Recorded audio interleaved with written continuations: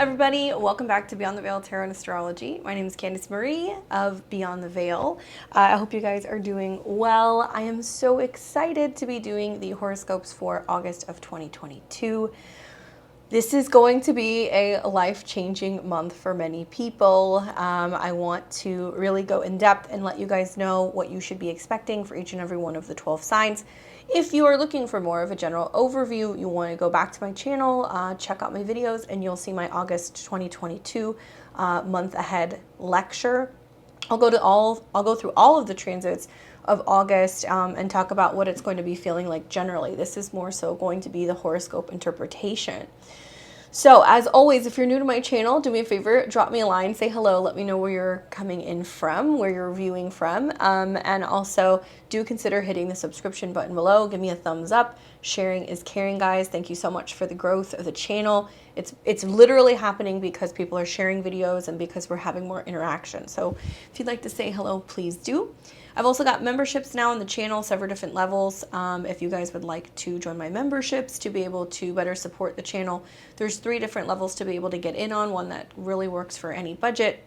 But if you get on level 3, you're going to be able to get a reading from me once a month during one of my live shows that I usually have on Saturdays. So do consider that. And yes, it's usually Saturday nights that I'm here, 7 o'clock p.m. Pacific, 10 p.m. Eastern time. I alternate every other week between reading tarot or astrology, so you can usually find the queue and you can sign up for that in advance. And as always, if you'd like to book a reading with me, check out my links below at beyondtheveiltarot.com. I've usually got sessions available anywhere from 6 to 10 weeks out at a time. I'm booking in September. So if you're feeling these transits quite intensely, or if it's impacting personal planets for you, anywhere around 17 to 19 degrees of the fixed signs, that would be Taurus, Leo, Scorpio, or Aquarius, definitely a good time to get a reading. Okay, so thanks for letting me get that out of the way. This is going to be the August 2022 horoscopes for all 12 zodiac signs. And I want you guys to listen for your rising sign first, and then your sun and your moon signs. I am a tropical or a Western astrologer, so you guys can also, if you'd like, listen for your progress chart. I know some people like to listen to their progress chart, ascendants or suns. You're going to get the most out of me, though, by listening to my ascendant, because I'm going to be practicing this from whole sign. So I'm going to be talking about how it's going to be affecting your ascendant, which is, what's physically manifesting in your life. Where exactly in your chart, which houses are the planets transiting? Are they conjuncting? Are they making aspects? I will go through first a list of all of the transits that catch my eye. I got to tell you guys, there's really one every day. It was really hard for me to make this list because there's just so much going on in the month of August. So there's probably about twice as many that I feel like are significant than what you're seeing, but these are going to be kind of the heavy hitters, just to give you guys some insight as to what's happening. So your rising sign is going to be what's physically going to manifest. The sun is going to be how it's going to be affecting your ego or your career or your personal goals or desires. The moon sign can be helpful to listen to as well, because that's going to talk about how it's affecting your private life, your relationships, your family, and anything in relation to your home. And remember, guys, the moon is what we need emotionally, so we do benefit from listening to our moon sign as well. So let's go ahead and get into the transits that catch my eye, right? There's a lot going on here. My natal sun Mercury really comes out in some of these presentations. So the month kicks off with August 1st, where we are going to see that triple threat conjunction happening, where Mars, the north node of the moon, and Uranus are all conjunct in the sign of Taurus. Now, I've done a number of videos on this. All I can tell you is that it's going to bring radical change and transformation, because that's what Uranus does, and destabilization wherever Taurus is in your chart. Now, that is going to be amplified because it's conjunct the north node. So the north node is almost like because it's connected to the moon, it's almost going to be like a beacon, like it's gonna magnify, it's gonna seem much louder or brighter.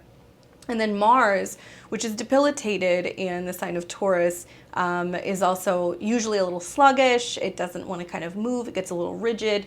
So when we throw that Mars into conjunction with the North Node and Uranus, there's almost like this kaboom that's going to happen, quite literally or figuratively, in many of our lives. Now, personally, I feel like these transits wouldn't be happening unless we're on the precipice of having some very big breakthroughs, spiritually, I think globally, economically, personally. So I want to try to keep it more personal in these transits, but I just want you guys to know that even though you're going to hear some doom and gloom stuff, and it is going to be challenging, tough times do make for, strong, independent beings, men and women. And I believe that the soul is, always going to supersede any particular astrological challenges. So that's why we have astrology. We're here to be able to overcome it and move through it.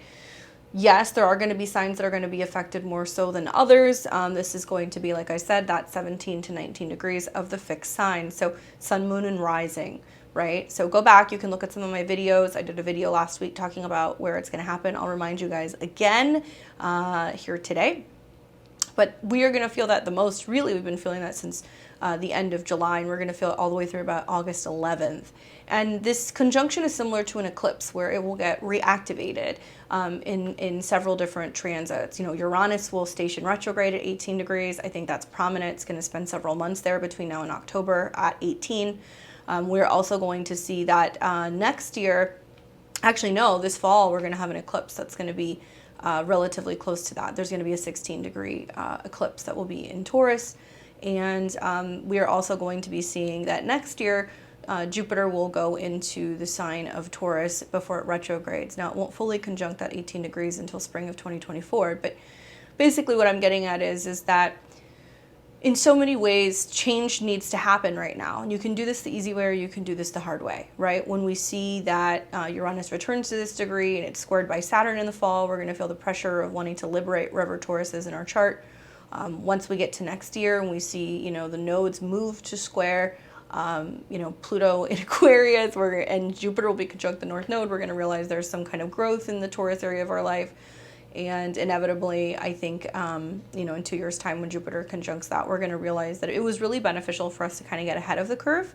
So for many people, it's reevaluating, what are my values, right? What do I value? Do I value material objects? Do I value freedom? Do I value working for myself, being more independent, enjoying things? Taurus is about pleasure. So I think for many people, it's like realizing that as, spiritual beings having a human experience, we are here to experience pleasure. We deserve to be happy. We deserve to have time to stop and smell the roses. It is really important that we have love and beauty and art and music and all of the things that we need in order to feel like we can thrive.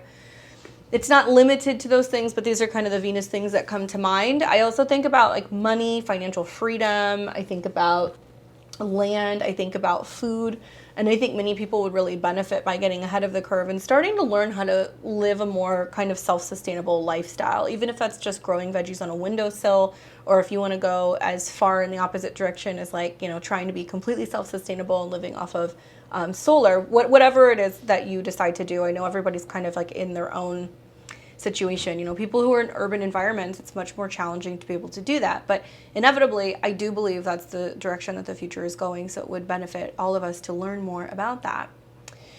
Also on August 1st, we're going to see Venus in Cancer standing by, and she will be sextiling this Mars North Node Uranus conjunction. So Venus is the ruler of the North Node, right? So as Mars is conjuncting the North Node in a Venus sign, we have to look at what Venus is doing. Venus rules the North Node in Taurus, which is trying to help us build a more beautiful, solid future where we feel stable and secure. And the South Node is Scorpio, where we're breaking down and releasing old pain and old trauma. So it's interesting to see the South Node ruler meet the North Node, Venus, the North Node ruler, sextile the South Node. And it's kind of like, in a way, I've sat and thought about this. It's like, I believe Venus is basically going to be saying, it's okay. We can let this go now. I think a lot of people are going to be angry with the Mars North Node Uranus conjunction. We're going to have a lot of frustration. I have felt this very strongly myself. I'm a very Mars-based person, just having a stellium of planets in Scorpio and having an Aries moon.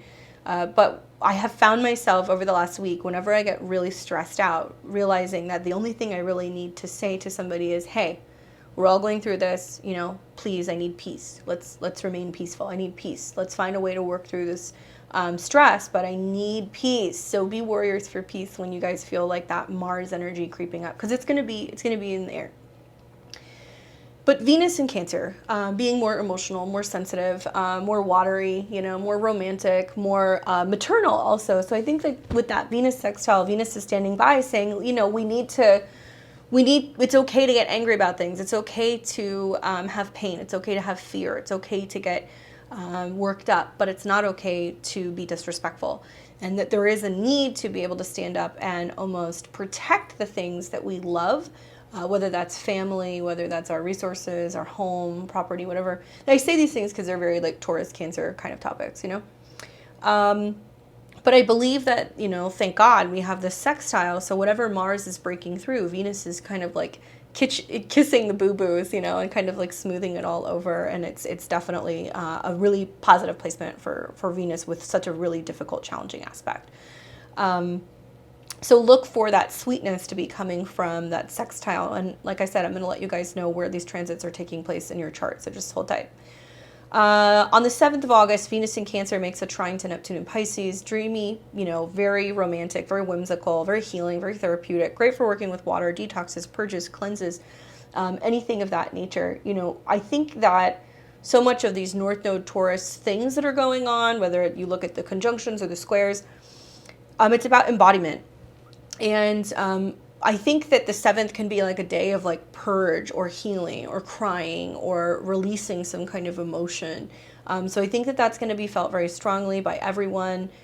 You know, fasts and cleansings and clearings, I mean, whatever it is that you guys want to do. I'm not a dietitian, I'm not a doctor, but I can tell you that I have noticed a substantial shift in this last month when I did nothing but focus on drinking more water, you know, adding fresh herbs to my water or drinking tea, making a conscious effort to be making sure I'm grounding myself, I'm taking breaths in, I'm putting my feet in the grass, I'm doing everything possible to be able to make my own food actually. So that's been something that I've been working on the last couple of weeks.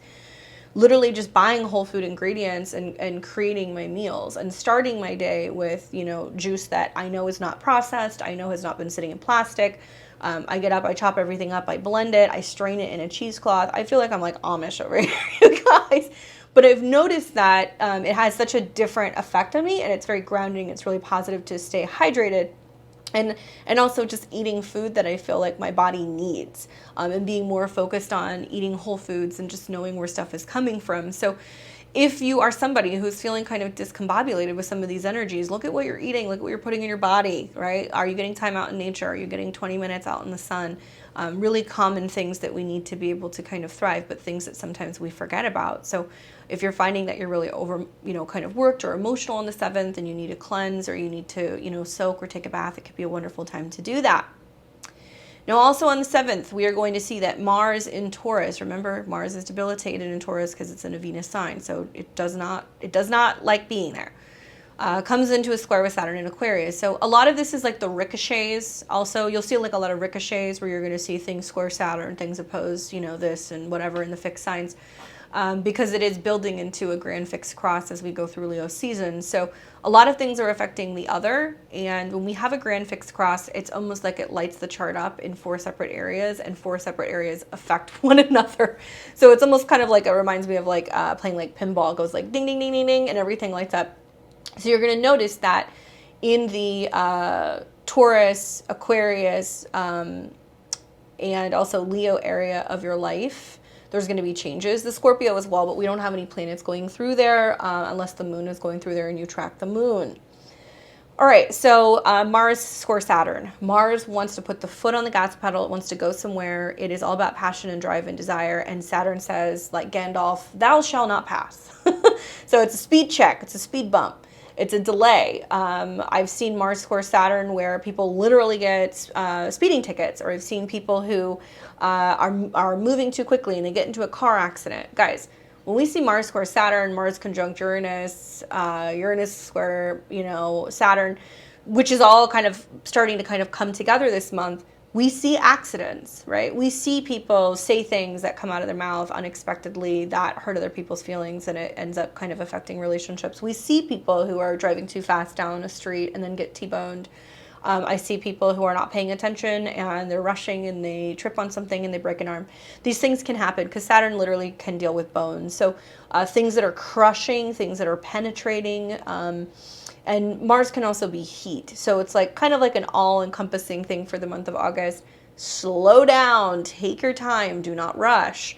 Be mindful when you're driving, right? Be mindful when you're moving about and how you're behaving, and realize that there's a lot of cause and effect that can happen when we have squares to Saturn. There's repercussions, right? So we've got Mars that's not totally thrilled being in Taurus, Saturn, which is doing well being in the sign of Aquarius. I feel like this is saying that there are things that we're really pushing for, that we really want more of, or we're craving, or like something that is more pleasurable. And Saturn is saying, I'm not going to let you have it. And it's going to remind you that you need to either mind your manners, take your time, literally manage time. It could be about time management, feeling crunched for time. These kinds of things happen with this square. On August 9th, Venus in Cancer moves to oppose Pluto in Capricorn. Now, this is important because Venus rules the North Node. So we saw in June and July, we saw those cazimis that was happening between the Sun and Mercury in Cancer. And we also saw oppositions move to oppose Pluto in Capricorn. So we were dealing with some kind of power struggle. This is a big one because Venus does rule relationships and harmony and peace and happiness and relations and social relations and art, anything like that, money. But Venus in Cancer is more about property, right? So it's more about family. We might see things relating to like estates and debts and inheritances as we see Venus move into an opposition with Pluto. Cancer is more this feminine, maternal archetype, and Capricorn is more this masculine kind of either father or even like boss-like archetype.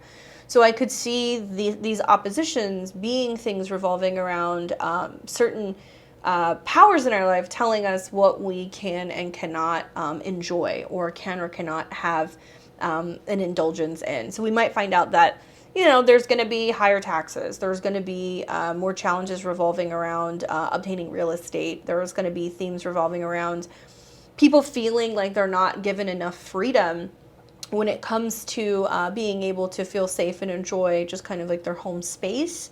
Venus opposed Pluto can bring up jealousy, issues, scandals in regards to money and resources. I think we might hear something about this, especially because Venus can be a woman.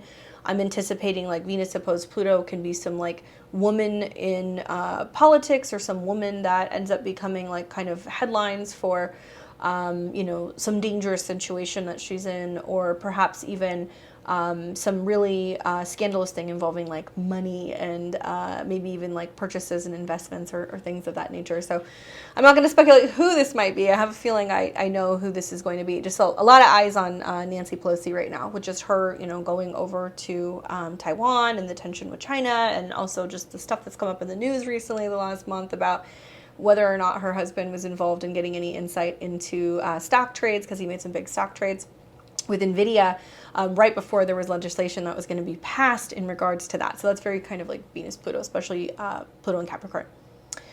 On the 10th, we have got the Sun in Leo moving to square the nodes of the moon. So when the Sun squares the nodes of the moon, we have to really embody the Sun. It's, where am I shining? Where am I putting my attention? Where am I putting my my creativity? Where is their action? The Sun does not ask if it can shine. It just shines.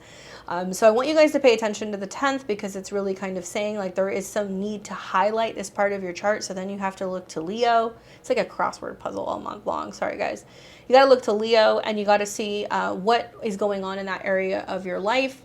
The next day, on the 11th, it's going to be followed by the Sun square Uranus in Taurus. So it's not just squaring the nodes, but then it's going to square Uranus. So it's kind of saying like the Sun moves very quickly, but the Sun is going to kind of check Uranus, and there's like an anything goes kind of feeling to that period of time. That's just like very unexpected and kind of sporadic, especially when we see the Sun square Uranus. We can see some people who are kind of acting off the walls, and they're needing a little bit of freedom. So that 10th and the 11th, you're going to see so many transits that are going to be like smushed together that you're not always going to see the true, full, pure embodiment of that transit, because there's like another big transit happening at the same time. So it's like we don't know what angle it's coming from. But watch for that on the 10th and the 11th. Then on the 14th, we're going to be seeing that Mars in Taurus will, the 14th, we're going to see the Sun in Leo make an opposition to Saturn. So The difference between opposition and a square is kind of like the energy of Mars, and it forces something to happen. An opposition can feel like a separation, a limitation, trying really hard to work to achieve a goal. So versus, you know, the the Sun opposed Saturn versus the Mars square Saturn is I think going to be more action packed and people being kind of agitated. The Sun opposed Saturn is going to, I think, represent this feeling of this is what the individual wants and needs versus what the powers at bay are allowing to happen. You know, especially, you know, Saturn and Aquarius. I think we're going to hear a lot of stuff about what we can and cannot invest in, things in relation to stock trades. I think we're going to see some wild things going on financially, just with the Mars North Node Uranus conjunction in general. But, you know, watching this opposition set up, I'm going to keep telling everybody, be very careful. Don't be gambling any money away that you're not willing to risk. Set your levels, check your investments, be looking at your investment accounts and things, because there is a possibility that we're going to see some haywire stuff where platforms go down. There's going to be something going on where like an app is being flooded and you can't get your money out or you can't make a transaction. And we're going to see lots of issues revolving around people wanting their resources. So whether that's like being prepared, taking a little cash out and having some cash just in the off chance that we see some weird stuff going on with electricity and also ATMs, or not being able to get money off of an exchange, just be prepared. Okay, guys? But Sun opposed Saturn is going to feel like, once again, we're being limited. Something we're wanting to do is being thwarted. We can't totally move forward. I also anticipate this can be challenges in regards to being able to really show our talents, shine, you know, talk about something that really brings us a lot of joy and a lot of pleasure. But at the same time, the Sun opposed Saturn can highlight the theme of where we want to go, and you know, this lesson or this process of being able to kind of build towards a goal and being able to attain that, even though it seems like it can be far off in the distance, but it's worth working for. Also on the 14th, we're going to see Mars in Taurus trine Pluto in Capricorn. Now, I like that. I feel like once we get to, you know, mid-month, things get a little bit easier. That Mars trine Pluto, I think, is wonderful, especially because this is an Earth trine. So even though Taurus is still not the best place to have Mars, when we see Mars trine Pluto, we start actually putting action into reality. We see things get built. We see things physically come together. So we take the action of Mars in Taurus, which is going to be about pushing towards security, stability, and then the trine to Pluto in Capricorn is like feeling like we have a plan, and feeling like we're able to kind of get ahead, especially when it comes to physically building things out or anything in regards to resources. On the 18th, we are going to see Venus in Leo trine Jupiter in Aries. Lovely, more fire trines. It's going to help break up some of the stuff that's been going on with Taurus and Cancer. Honestly, the fire signs might come in and say, okay, time to kind of get things moving, you know, time to kind of burn some things down or get some things moving and shaking, so it doesn't feel so stagnant or doesn't feel so stuck or like muddied. When Venus trines Jupiter, also because Venus rules that North Node, it can be good news involving money, resources, love, anything of that regard. Really great for sharing our own personal beliefs in values with that Jupiter in Aries. Just a reminder also, Jupiter is now retrograde by the time that you guys are watching this in August. So Jupiter is retrograde. There's a video coming out pretty soon. I'm going to be working on that for all of the 12 signs. August 25th, Venus in Leo moves to square the nodes. So we have to integrate a planet when a planet squares the nodes. Venus squares the nodes. Venus in Leo is loud. It's proud. It says, this is what I love. This is what I want. This is my talent. This is what I want everyone to see. And that does kind of talk about things hanging in the balance, right? So I could see like Venus squaring the nodes, Venus representing certain relationships, certain financial situations, certain creative projects, hanging in the balance. Then the very next day, it moves to square Uranus and Taurus on the 26th. So the 25th and the 26th are days I feel like that can be particularly wild, because we're going to start to see like the actual repercussions of whatever crazy stuff was really happening earlier in the month, especially financially, especially if things need to get reined in, right? Whenever Venus squares Uranus, it's like a day where there can be some upsets in, relationships or anything in regards to money and resources. In spite of all the squares, I would say that it's going to be really hard to not have change this month. right? It's just across the board. It's like when we see planets conjunct the North Node or see planets square the nodes, we feel it collectively because it is the moon's node. So everybody will get affected. You don't have to be a fixed sign or have fixed placements to get, hit by some of these things. So people are going to start acting a little wildly. They're going to want to do something different for hobbies. They're going to want to do something different with their diet. They're going to want to wear their hair a different way. They're going to want to cut it or dye it something. They're going to start wearing brighter, more kind of weird or wacky patterns. I mean, it is what it is with any aspects to Uranus, but especially Venus-Uranus aspects. And then on the 28th of the month, we're going to see Venus in Leo move to oppose Saturn in Aquarius. You guys notice the theme, right? Squares to Uranus, right? Or conjunctions to Uranus, squares or oppositions to Saturn. Make no mistake, some of the decisions we make this month will have long-standing karmic repercussions. And I say that in a sense of I'm not trying to scare you guys. I'm not threatening you.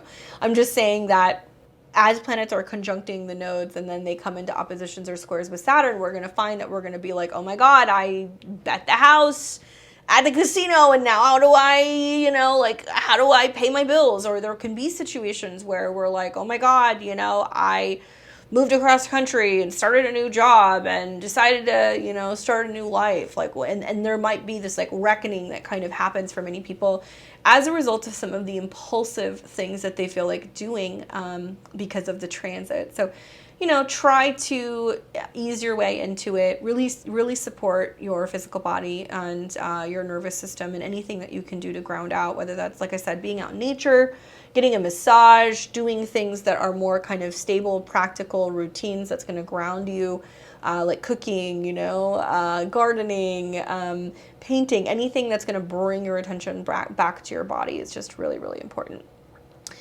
Just wanted to include some new things. Also, we've got, I'm going to start listing the full and the new moon. So we've got a full moon on August 11th. That'll be at 19 degrees of Aquarius. Now that is a doozy because it is conjunct Saturn in Aquarius. We've got the moon conjunct Saturn in opposition to the sun in Leo. That will be the full moon. So we're going to realize on the 11th and the 12th that in order for us to really embody the intentions that we set during the new moon in Leo, we have to really seriously commit to something. And it reminds me of just everything that we've been working on since, January, February of 2022. I think about January, February, March, all those planets that went through Aquarius. We saw Mars, Venus, the Sun, Mercury. We saw Mercury retrograde there. We saw these planets touch on the North Node in Aquarius. So think about what was going on in early 2022 and what you were manifesting and what you were asking for, even though it seemed like it was a little out of reach. And you're going to possibly see, where you stand in terms of being able to bring those dreams to full fruition around the full moon in Aquarius. So that'll be on the 11th. We've got a new moon that'll be taking place on August 27th. This will be a new moon at 4 degrees of Virgo. One of the biggest, I'm going to just kind of give you a big aspect, but it's going to be square Mars and Gemini. And so that'll be a mutable square. It'll be a 4. So it's going to be things about stuff that's changing, right? Needing to change the way that we look at something. At a 4, it might be where we're living or our home. I'm anticipating a lot of people are moving. They're going to be moving. We're going to see lots of moves and relocations. We're going to see lots of extreme weather. We're going to see lots of issues with internet, lots of issues with power. We're going to see possibly some real issues in terms of storms. And so I anticipate, I don't like saying this, but in the weeks and the months ahead, we're going to see some people that need to be relocated. And I think that makes sense with that new moon in Virgo. Ingresses, also known as when planets change signs or enter signs. These are big ingresses for the month of August. On the 3rd, Mercury enters the sign of Virgo, so it's happy there, right? Because Virgo is ruled by Mercury. It's going to function a little bit better. Getting out of Leo, it's going to be a little bit more analytical and grounded. So we'll see some trines to Uranus, which is going to be kind of free thinking on our feet. Trines to Pluto, which is going to go deep. We're also going to see on August 11th that Venus enters Leo, so it becomes very romantic, very loud, very proud, very dashing, and pulling out all the fine wine and the fancy dates and anything in regards to just really letting your heart sing. On August 20th, Mars enters Gemini. Now it will stay in Gemini until March 24th, 2023. So what is that? That's going to be September, October, November, December, January, like 5 months. 6 months that Mars is going to be in Gemini. This will be due to a Mars retrograde in Gemini in the fall. I think I'm going to teach a webinar on that actually, because it's going to be quite prominent with some of the aspects that it's going to be making. So more on that pretty soon. But just know that Mars is going to be hanging out in that area of your chart in Gemini for quite some time. Mars in Gemini is very chatty, very communicative. It has a way with words and ideas. On the 22nd, the Sun enters the sign of Virgo, so we move from Leo season to Virgo season. And then on the 25th, we're going to see that Mercury enters Virgo. Excuse me, that should say Libra. I'll have to change the slide. Mercury enters Libra on the 25th. And that will be shadow. So it enters shadow on the 24th. Mercury will go retrograde September 10th through October 1st. So basically, Mercury will enter into Libra at the end of August. It will be in shadow on the 24th because it will be retrograding back from 8 degrees of Libra to 24 degrees of Virgo. So all you need to know is that we're already in shadow by the time you get to the end of August. So you're going to start feeling the effects of what the Mercury retrograde might bring up for you. So it will technically start September 10th, 2022, and it will go all the way until October 1st. When we see a retrograde from an air sign into an earth sign, it's like ideas and then grounding it out. So we see this all year. We saw it first in Aquarius back into Capricorn in the new year. We saw it from Taurus back into Gemini. And yeah, so we're gonna see this again. Now, I think that if we're seeing a Mercury retrograde technically in the sign of Libra and it's retrograding back into Virgo, we're having to consider other people. And there's things that we're reworking when it comes to partnerships and relationships and contracts and agreements.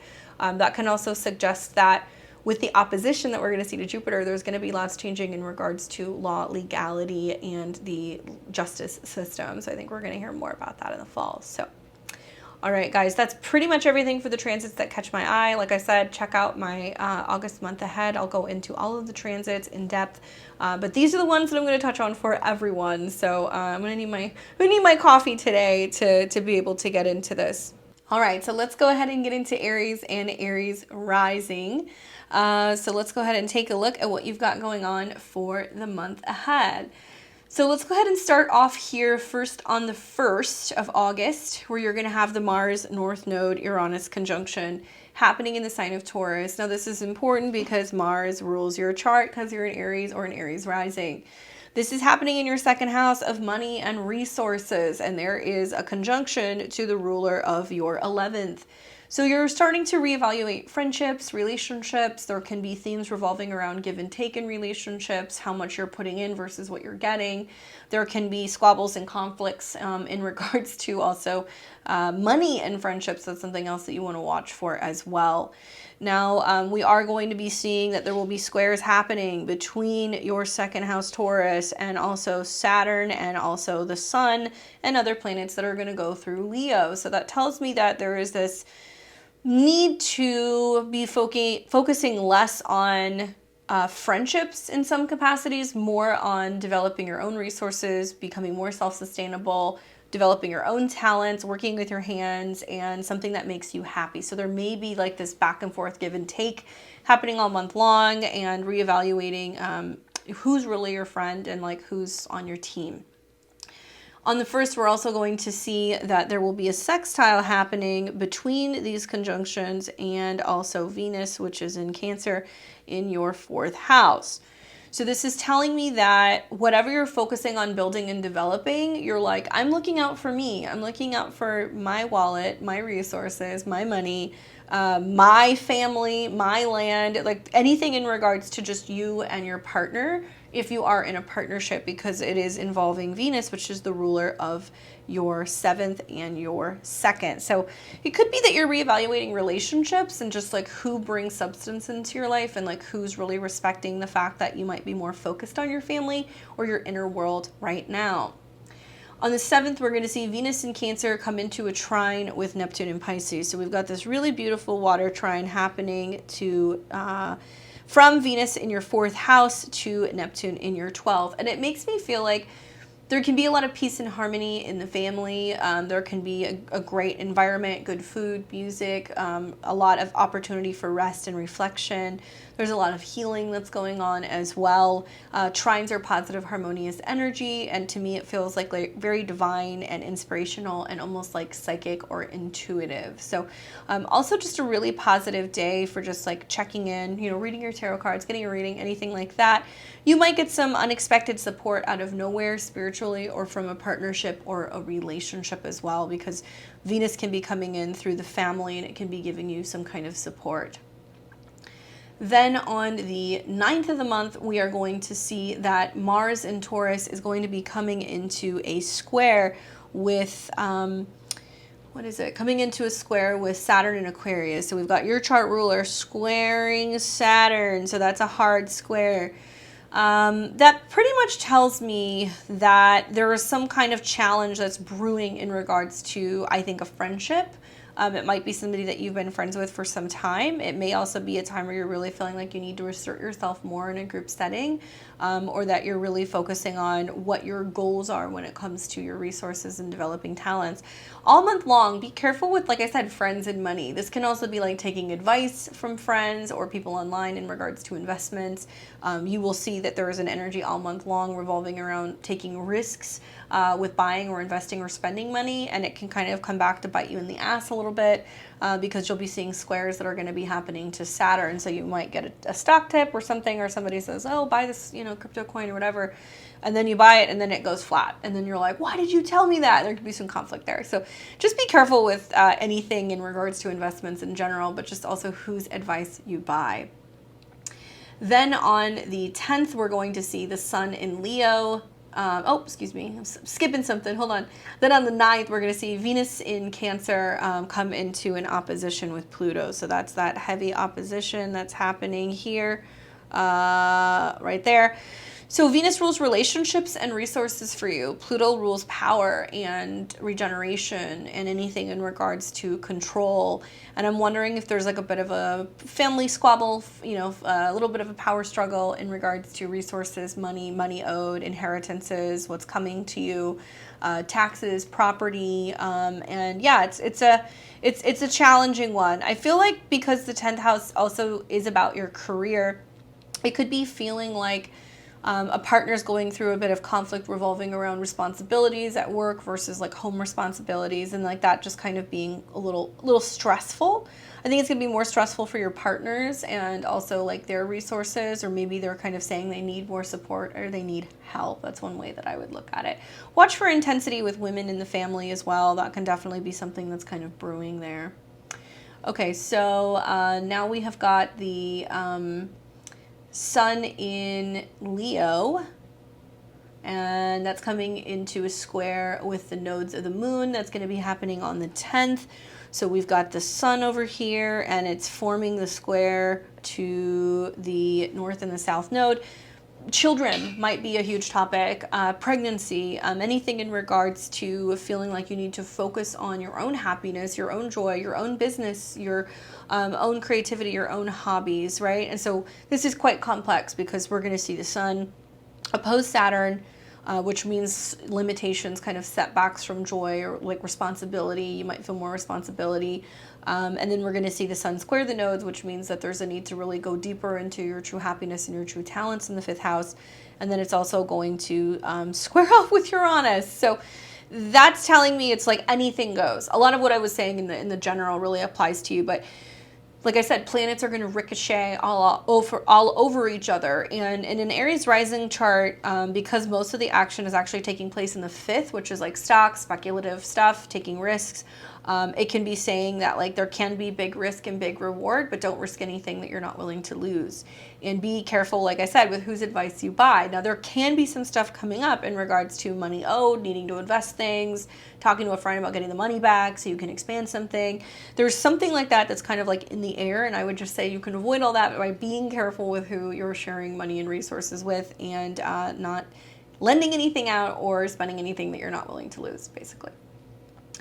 We're going to see then on the 11th that, like I said, you know, then the sun is going to move to 18 degrees and it's going to square Uranus. It's going to be bringing up that event that took place in early August as Mars, the North Node, and Uranus conjunct. So we're still feeling the effects of this about 10 days later.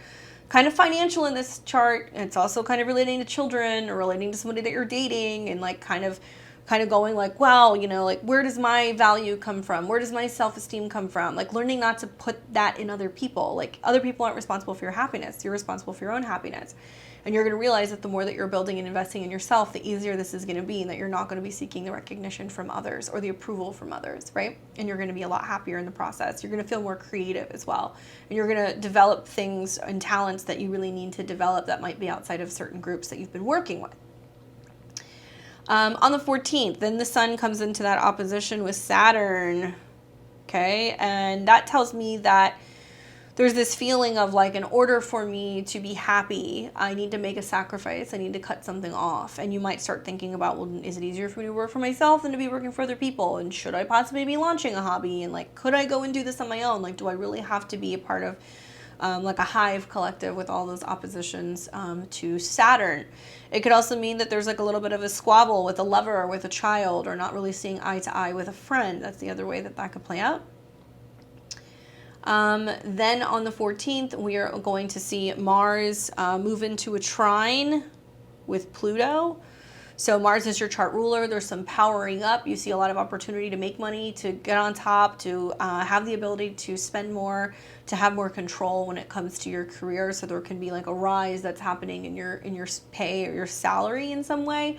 And that can be because you took the initiative and you decided to go the more independent route, or that could be because you took initiative to kind of navigate a group of people, and suddenly there's something that coming back to you. So you have more spending power as it trines Pluto.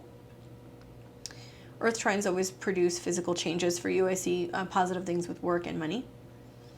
Then on the 18th, we're going to see Venus. Venus will have moved into your 5th house, where it is very lovable. It loves being in the 5th house. Let me tell you, the joy of Venus there, really romantic, really great for dates, really great for gambling, taking chances. There can be more romance, there can be more romantic interest. You could have more pleasurable time with younger people, children, lovers. Great time to be maybe gambling a little bit. Maybe you're planning a vacation, because it's going to be moving into your 5th, and then it's going to trine Jupiter. So Jupiter is about optimism and the bigger picture, and Jupiter rules your 9th. So I think that you're thinking about planning a trip. Maybe you're planning a party. Maybe you're planning to launch a course. Maybe you're planning to publish something. Maybe you're teaching something. Taking a course, anything in regards to education or travel, and it looks like it's really positive and optimistic, and it makes your heart sing. So it's really exciting. Could be good news for education in regards to children as well. Could be that you're going on a trip with a romantic other. Then on the 25th, we see Venus move into a square with the node. So we see the square here again, right? And I'm just going to keep telling everybody, like, because these squares are happening from Leo, Leo is what the heart wants. So you're going to have to be checking in with your heart over and over and over again. And some of the things that your heart wants is not going to make sense with your pocketbook. Some of the things that the heart wants is not really going to be what your friends want, or what your partner wants, or anything like that. Like, there's going to be this feeling of being like, I need to do something loud and proud and creative. I need to create something. And it's going to be hard to kind of tone that down. So I would just say, keep in mind that this is a time that it really is about you. But you need to be mindful and careful of what you're taking risks on. Because I think when Venus comes to square the nodes, it'll be like, well, what do you really love? Like, what is the thing that you really want to do? Okay, go do that, right? And you'll realize that on the 28th, as then Venus starts to come into the opposition also with Saturn. I feel like personally, maybe where Saturn has kind of been like reigning all year this year. And yeah, Uranus got a little bit of a blip there during the eclipses, and also with some of the conjunctions here at the beginning of the month. Now it's Leo's game. So Leo is completing that grand fixed cross between Taurus and the opposition to Aquarius and the square to Scorpio. Leo is when we start to really tune into our natural talents and our inner artist and our inner actor or whatever, like we're playing the role. So there's something on an individual level that really needs to be acknowledged for everybody this month, but especially if you have the sun in your 5th house and you're an Aries rising, you want to be focusing on what you love and don't be getting too distracted by what other people think about that or how other people are responding to that. Okay, that's the advice that I would give you. All right, so hopefully that is helpful for you, Aries. I guess it would be helpful if I had my tarot deck. Give me a second, let me grab it. That way I can let you know what the cards are saying. Got so many different screens going on here. I'm trying to improve every month. I'm trying to improve with, showing you guys what's going on the screen and also just upgrading some things. North Node, Uranus things. Oh boy. So let's see what the cards say for you, Aries. Oh my goodness. Can you guess what card this is? It's the Strength card. So it is focusing on that area of your life. Like I said, I could see that the sun was so important. The 5th house was so important. It's what do you love? What are you nurturing? And I think the one thing that this year has taught me just personally is like, you can't rush things. You can't push things. Things that are being pushed right now are not labors of love. They're just things that are feeling forced. And, we're seeing these squares that are kind of getting banged up, and we're not really all in the same timeline as other people, and like other things have to come together before we can see other things kind of be built. So I think what the Strength card is saying is that you can't force it, that you have to nurture it, that you have to love something, whether that's your kid for the way that they are, even if they're a little bit bratty this month, and a little bit more challenging, if it's just allowing yourself to play and having more fun and not feeling like you have to force anything, just doing things because it brings you pleasure. But this is also about the inner strength that is coming up for you right now, and you're kind of like learning to like nurture something, whether that's yourself, a personal project, whatever, and really highlighting the fact that things can come together and they can be obedient as long as you're not forcing it and you're not pushing it. So choose joy, get lots of sun, and I'm really curious to see what happens, so you'll have to let me know, okay? All right, so let's go ahead and we're gonna move on here to Taurus. Taurus, welcome to August 2022. I hope you're thriving. I'm not going to say surviving. I hope you're thriving because this is a challenging month, babe. All right, so we're going to get started by talking about what's going on in the 1st of August, where there is this bang up of planets, Mars, North Node, Uranus, all in conjunction in your 1st house of the body, the self. Mars rules your 7th. Mars also rules your 12th. I feel like you can be a little combative. I feel like you can be feeling a little stressed, a little erratic. There can be this feeling of like almost like being like you're on caffeine, or a substance, but you're not. Manage that stuff, right? That's really important, whether it's like substances or, caffeine or nicotine, anything that's going to send the body into a state of feeling really anxious is something that we really want to manage. We want to avoid if at all possible, okay? But that conjunction is tying together your relationship house and your 12th house, and it can make you a little confrontational. It can make you a little suspicious of partners. It can make you be questioning whether or not you can trust partners and kind of feeling like maybe something is up because it does rule your 12th house of what you don't see, but it's the house of undoing. So a lot of Taurus placements this month, because they want that freedom and because they're wanting to break out of something, there can be this feeling of just like being more aggro. And there can be another side of you that can come out where you're resisting change, and there can be more conflict with other people. So you want to watch out for that, okay? You're more accident prone as well. I mean, that Mars, North Node, Uranus does rule your 10th house. So it's like you are going to be kind of rushing around or delegating tasks or doing things, and like you're more prone to kind of injuring your body if you're not careful. You're also going to be more prone to just having it out with like a boss or a parent or somebody in that regard. So you want to watch out for that. That conjunction you've been feeling for some time. Like I said, it's going to be in effect really from the end of July all the way through about the 11th of August. Now, also on the 1st, we're going to be seeing that your chart ruler, Venus, is standing by. And she's watching, right? And she's sextiling this conjunction. Venus is your body ruler, and Venus also deals with accidents. So this could mean that you're more accident prone, especially in a vehicle, right? Sextiles, especially involving Venus, are usually positive. So I'm thinking that like if you're more conscious of this, Venus can be protecting you because Venus can be a protector and can be keeping you from getting into accidents. I also think that Venus deals with breathing in your 3rd house, breath work, writing, journaling, anything, walking, right? Walking around and being outside in nature, like around plants, anything that's going to calm you down. Enjoying your neighborhood. This could be a neighbor that comes in when you have a crisis. This could be a sibling that calls if you have a crisis. This could be somebody who's like to your rescue, right? Being around pets and animals, because pets rule your 6, can be really helpful for you as well. So this might, prompt you to like want to have a furry companion or something as you're going through some of these stressful times. But because Venus, like I said, is your protector, it's looking pretty good. Venus in the 3rd is going to give you lots of support if you need it. You just gotta make the call. Then on the 7th, we're going to see that Venus is coming into a trine with Neptune. So another positive Venus transit for you. We've got your 6th and also your 1st house Lord trining Neptune, your 11th house. It looks like a friend is there for you.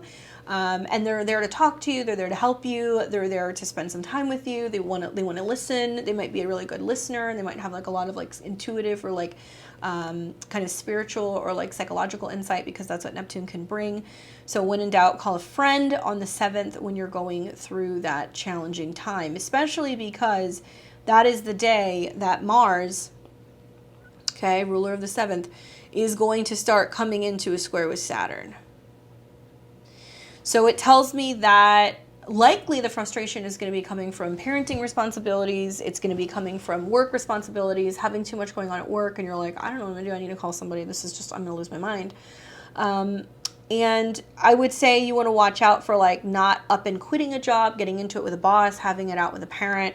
Something like that can be happening. There can also be some brewing issues relating to travel or law or legality, because Saturn is also the ruler of your 9th. So there could be frustrations with delays with a project launching, frustrations with getting something published, getting denied going to a certain school or university, just something that you're feeling kind of like blocked and you get really frustrated. So once again, call a friend when you're in need.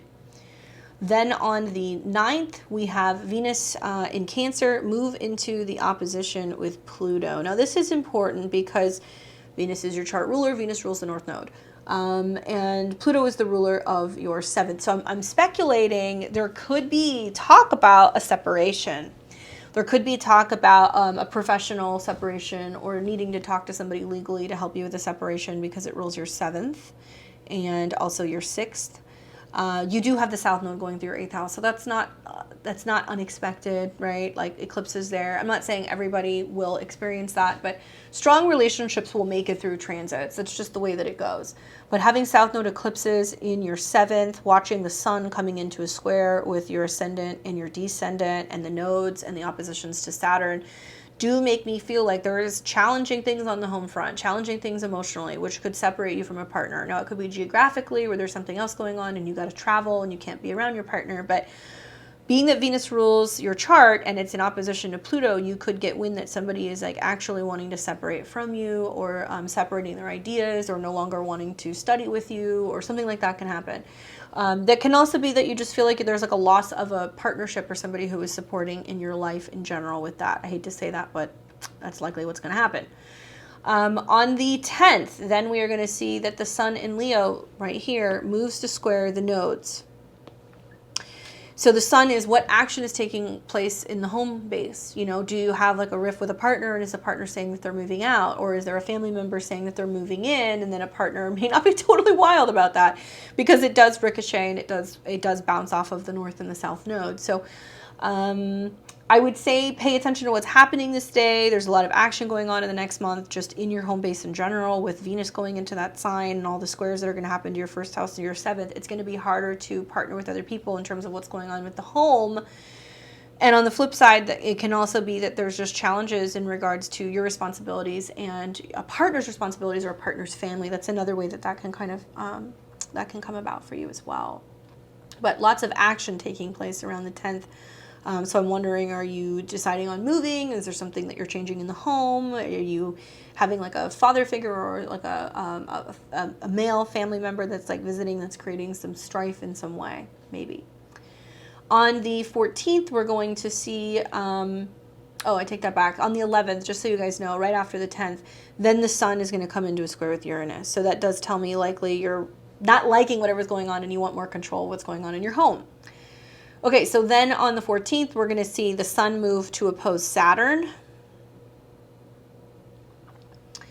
And that tells me that there is going to be this feeling of like what you want emotionally, what you need emotionally, or what your family needs emotionally versus your responsibility out in the world. And whether that's like your job and you're like, okay, well, we have to move, but I can't take time off work right now, or there's something going on where like your family needs you, or your parent needs you, or a kid needs you, and you're just like, I'm tied with everything that I've got going on. So you're going to be feeling like you're being pulled in all different directions, Taurus. Then we have with the 14th, also we're going to see Mars in your sign trine Pluto. So this is actually quite wonderful because this tells me that you have some kind of support from other people, or maybe through breakdown and support from other people, it's incentivizing you to be like, I have to keep going, I have to keep pushing. And it's really going to put your beliefs and your philosophies on top. It's like you're going to have to learn to rely on your intuition. You're going to have to learn to have faith. You're going to have to learn to pray. There is something coming up that's really challenging how you view the world, and it's changing and transforming your beliefs in general. So it can also be just like you have this divine sense of inspiration and support that kind of comes through, and you don't know where it comes from, but Spirit's got your back in the midst of that, and it's helping you come up with solutions to problems. Then we are going to be seeing Venus trine Jupiter in Aries. That's positive for you. This will be on the 18th. So by then, Venus is in your 4th house down here, and she is forming trines to Jupiter up here in your 12th. That makes me feel like, in the end, whatever happened is positive, and that it was meant to be giving some sense of relief or completion or clearing, or kind of clearing the air if necessary. You are Venus in this chart because it rules your chart, and with a trine to Jupiter in your 12th, which is about spirituality and philosophy, which is the ruler of the 8th. I'm questioning if there is like a female who gets some relief this month, like who goes through and gets some like treatment, some medical treatment, maybe who has to visit a doctor or a hospital, maybe a female who just takes some space, she takes a vacation, she goes on a retreat, she comes back, she's better. Just something like that with like a female figure like needing some kind of like rest and recuperation. So the Venus trine Jupiter is wonderful because it's changing and transforming anything in regards to relationships and intimacy, bringing you close together, even if it's through strife. But then we're going to see on the 25th that then Venus will move once again to square the nodes. And that's like needing to add a little bit more love into the home life, sprucing up the house, having more romance, having a romantic dinner, bringing you guys back together in some capacity.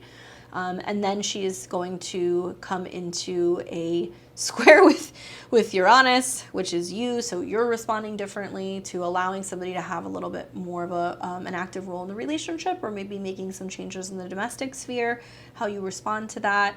Doing something different for like a meal or a dinner together could be really nice. And then we see that Venus moves into a opposition with Saturn. I have a feeling that there's this realization that either you need to be more present in the home base, or there's something going on where it's like you're realizing that your family needs you more, and that you need to spend more time at home, or that you need to move. There's something going on there that's like bringing your attention back to your family, and like this appreciation that you have for your home base, whether that's the family you were born into, the family you make, doesn't matter. It can also be the safety and the security of your home. That's the other way that I look at it. But thankfully, I believe for a lot of Taurus risings, whatever happens, it's going to be more private. It's not going to be as public as it will be for some of the other rising signs, because you have all of these planets that are hanging out at the bottom of your chart. So just a heads up, just so you know, that's kind of how I see the month ahead. Hopefully it goes well for you, Taurus. Definitely it's going to be more challenging for the fixed signs. So keep in mind, if you have any placements, sun, moon, or rising between 17 and 19 degrees, you're going to be really, really feeling this one. But it extends out. That's just the conjunction. This is going to extend out really to where Saturn is. So let's say 17 to 22 degrees. So any placements there, you're going to feel it, okay? Hopefully it's a good week for you, a good month for you. You're going to hope it's a week. It might feel like it goes by fast, like a week, right? You know? Let's see what the cards say for you, Taurus. Oh, yes, King of Cups. I think this is like very like cup runneth over. You know, this is the act of being more emotional, being present with emotions, and being okay, showing them, not letting them rule you, but definitely managing them and harboring them. or dealing with feelings or emotions that you've been harboring. That's kind of the feeling that I'm getting, and they finally just kind of come out, you know, how you really feel. Other people can provoke you, so they can get a reaction out of you, but thankfully the King of Cups doesn't mind wearing his heart in his sleeve. He doesn't mind sharing how he's feeling and communicating and telling other people, or maybe crying if he has to cry, or like moving through something. This can also just be about like really owning your emotions in general, and showing them in a very different way, and like learning to really exercise emotional maturity. You might be dealing with older male figures, or there might be water signs who are coming in to help you with this process. So look for water signs to help you. This can be Cancers, Scorpios, or Pisces. But I have a feeling this is just you being more in touch with your emotions. How could you not be with all these conjunctions in your fourth, and you know, there are things that are taking place in your fourth squaring your nodes. It's saying that you have to get in touch with your roots, your heritage, your past, your family, and you have to feel all of the feels. So it looks like you're going to manage that really well. All right, so let's get on to Gemini and Gemini rising. Hopefully you're doing well, Gemini. So this is going to be for August 2022 for the month ahead. All right, so the month kicks off on the 1st when we have the Mars North Node Uranus conjunction in the sign of Taurus. It is involving your 9th house lord, your 6th house lord, and your 11th house lord. But it's in the 12th. So you're picking up on things that are going on collectively. Like, I think you're looking around being like, I'm feeling something's coming. I can feel it. It might be keeping you up at night because the 12th house is the bedroom. So it might be harder for you to sleep, and you're kind of finding that your sleep patterns are a little erratic. They're all over the place. It's expected. I also have this feeling that it's going to be about some like really prominent dreams. You can have some like nightmares. There can be some scary dreams, some past life stuff coming up, things that you're clearing up from past lives. And you also want to pay attention to how your mental health is affecting your physical health. Wonderful time to be listening to music, prayer, meditation, because it's involving your 9th house lord. Some of you guys are going to be opting to talk to spiritual coaches, readers, psychics, intuitives, therapists. Dream interpretation might be a thing, you know, that kind of stuff. But I think that you guys are just really focusing on like, wow, I need time alone. The 12th house is like either sleeping in your own bed, needing time alone out in nature to really kind of calm your moods and like reconnect to your philosophies and your beliefs. There can be endings that are happening with certain friendships. This can happen because the 12th house is things we don't see coming. It involves your 11th house lord, Mars, and it tells me that you might have a different philosophy than another person, and there might be like a little bit of like a friendship falling out. Also, watch out for people at work. I don't say this to freak you out, but Mars rules the 6th, which can be enemies, and that being in the 12th house, it makes me feel like there are some people at work that aren't your friends. Watch out for gossiping. Don't be like talking to people about stuff.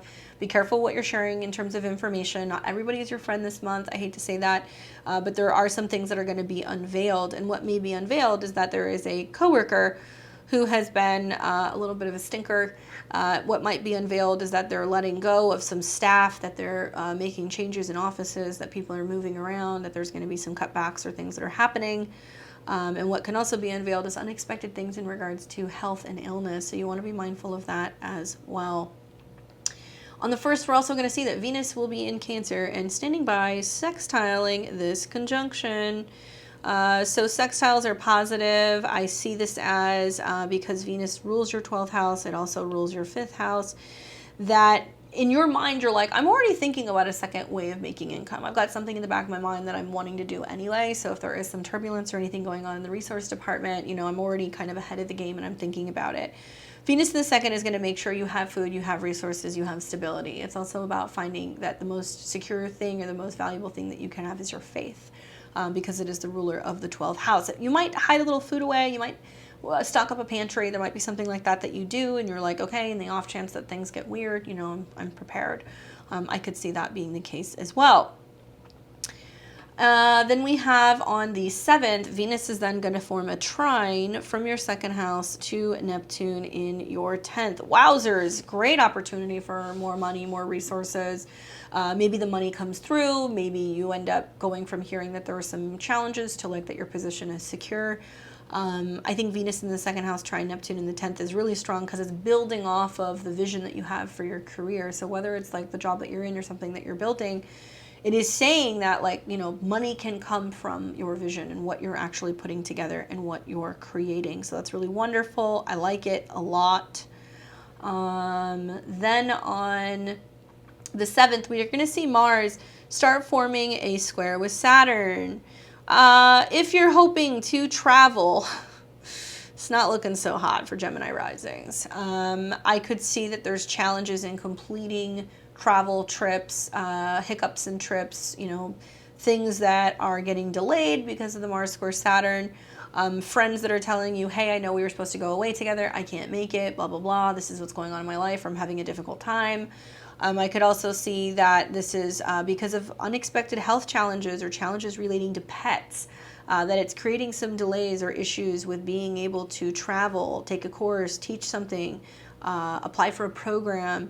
I also feel like if you're missing deadlines or if there's things like that going on, you're less likely to get refunds. So if you wait too long to cancel a trip, because the 8th house deals with losses, Saturn rules that house, you may not get a refund on a ticket. You know, there may be things happen where it's just like too short of notice, and you know, something may happen in regards to your health or in regards to something out of your control, and as a result of that, you're like, okay, but can I get a refund? And they're like, no. So if you have trips planned or anything like that, it might be worth adding travel insurance. Might be, if you haven't booked things yet, wait, or try to get things that are going to be refundable, because I do feel like there's going to be challenges in being able to go to retreats, being able to travel, being able to take courses and programs if you try to pull out of it last minute. Okay, so then we are going to be having Venus come into an opposition with Pluto. So here's Venus over here in your 2nd house, really strong, making an opposition with Pluto. Once again, dealing with challenges revolving around money and resources. Venus is your 12th, which is like, I need help, I need assistance, you know, who's going to help me? And somebody can come to your rescue because Venus is still in a trine to Neptune. But I feel like with Venus in opposition to Pluto, this is going to be quite challenging, because you're going to be like, well, do I have to dip into my savings? Do I have to put it on the credit card? You know, do I have to beg, borrow, and steal to be able to get this money? You know, do I have to take out a loan? There can be something like that that's coming up, and it's like not something that you want to do. It could also be having to kind of pay money owed. You're feeling like you have to pay something off, right? Because Pluto, it wants to be paid back when it's in the 8th house. It needs to be paid back. Likely a lot of these things are not surprising to you, because we've seen oppositions the last several weeks to Pluto and Capricorn, so you know that this is coming. Maybe the money's coming through and it's making it possible for you to pay it off. That's the other way that I could look at it. On the 10th, we're going to see the Sun in Leo come to a square with the nodes. You've got the Sun in the 3rd house. It's going to square the nodes. This makes me feel like there's a need to have a conversation. There is a need to talk about moving. There is a need to look at a vehicle, make a decision on a vehicle, place a phone call, sign a contract, anything like that. The Sun is really strong in the 3rd house, so I feel like with the squares to the 6th and the 12th, speaking up is really important. There may be things that are coming up, especially legally, as we start to see this opposition build with Saturn, where you start kind of going like, well, what are my rights and what does my lease say? What does the contract say? You know, and having to go back and read things and reading the fine print, because unexpected things are going to be coming with that conjunction in the 12th. Sometimes the 6th house can deal with money that's, you know, owed.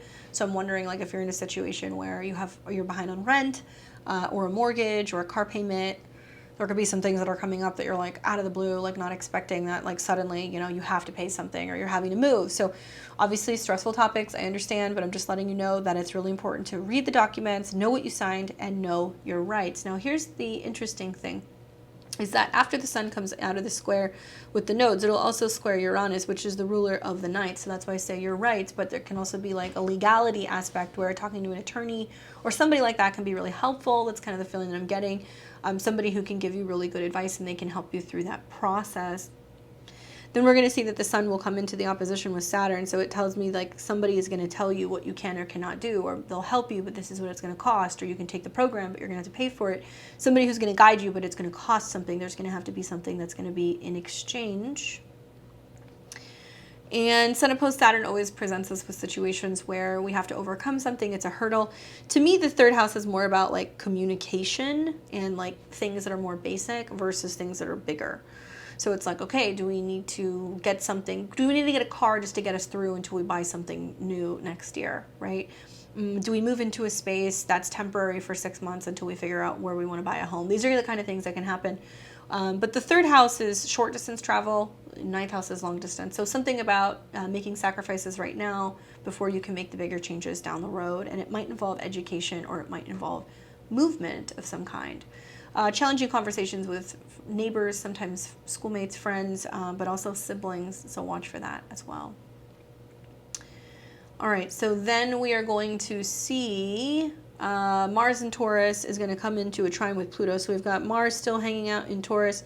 It's trining Pluto, changing and transforming something, right? It's like releasing. This is air, this is water houses, but technically earth for your sign. So we call these like terminal houses or ending houses. So to me, it looks like you're having to make the decision to kind of like bite the bullet and maybe let something go, you know, let a job go, let a person go, let a situation go. There's going to be a lot of power in letting that transform and letting that heal. Okay. So that's really positive. Then we're going to see on the 18th that Venus is going to come into a trine with Jupiter. So Venus is now in your third house here.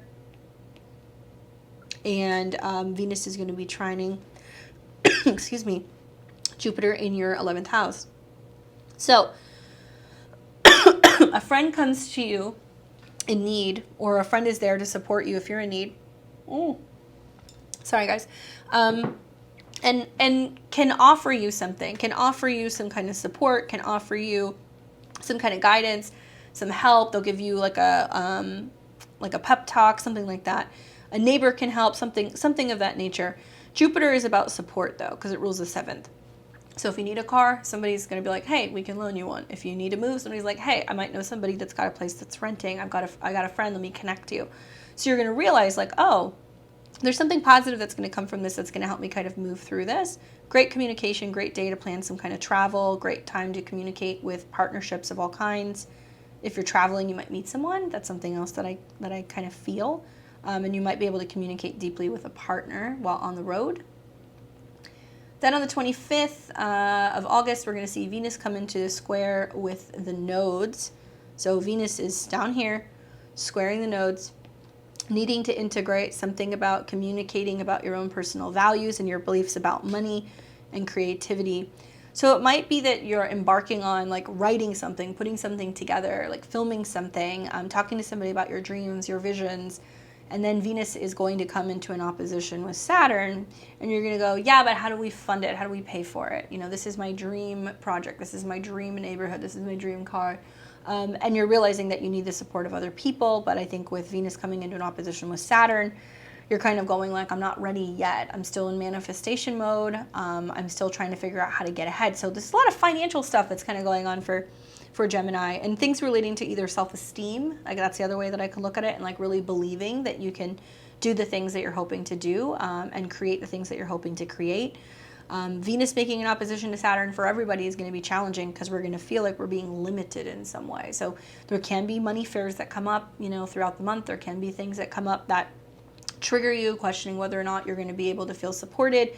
But I would say it's really important for you to be spending time out in nature, spending time with your children, because Venus is the ruler of your 5th, doing things that are more creative and self-expressive, and really being present with anything that's going to make you feel inspired, even if you need a little bit more time alone. So if you need to go for a walk, if you need to have that once a week that you're by yourself, whatever it is, give that to yourself, allow yourself to have that, because it's going to be really important as you go through this next month, because all of these conjunctions are really focusing on the 12th house and your mental state. So if you're stressed out, you're not going to be communicating as well with all that Leo going through your 3rd. You can be a little bit more sensitive.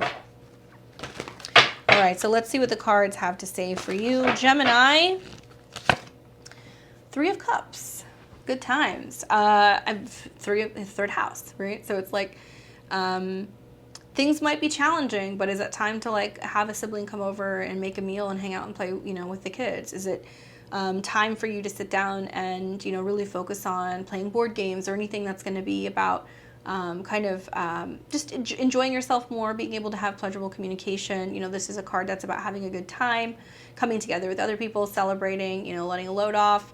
and just being able to kind of give yourself a break, right? So Three of Cups can be coming together and celebrating with other people. It can be a party, a gathering, a get together. It could be a block party. There could be like a lot of people that are hanging out in the neighborhood. So that's what I'm kind of feeling.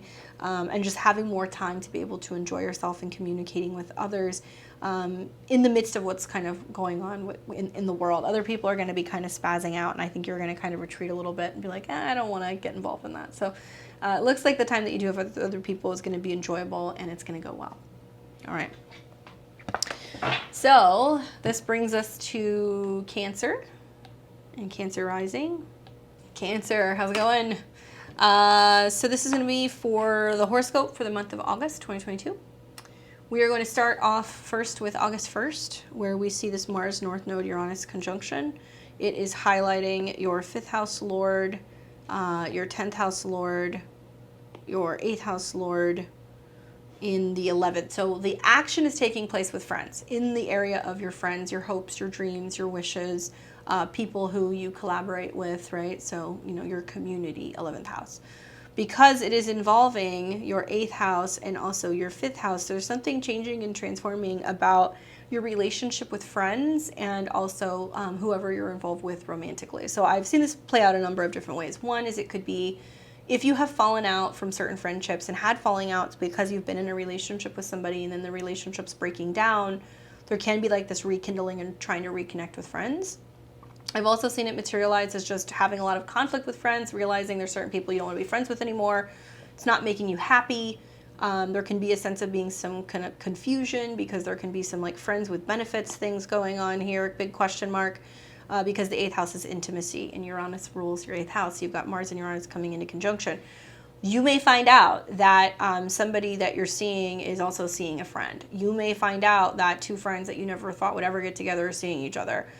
The 11th house is other people's lovers, so I'm like wondering if there's going to be something that happens where like two people who you never thought had a connection suddenly have a connection and you're like, what?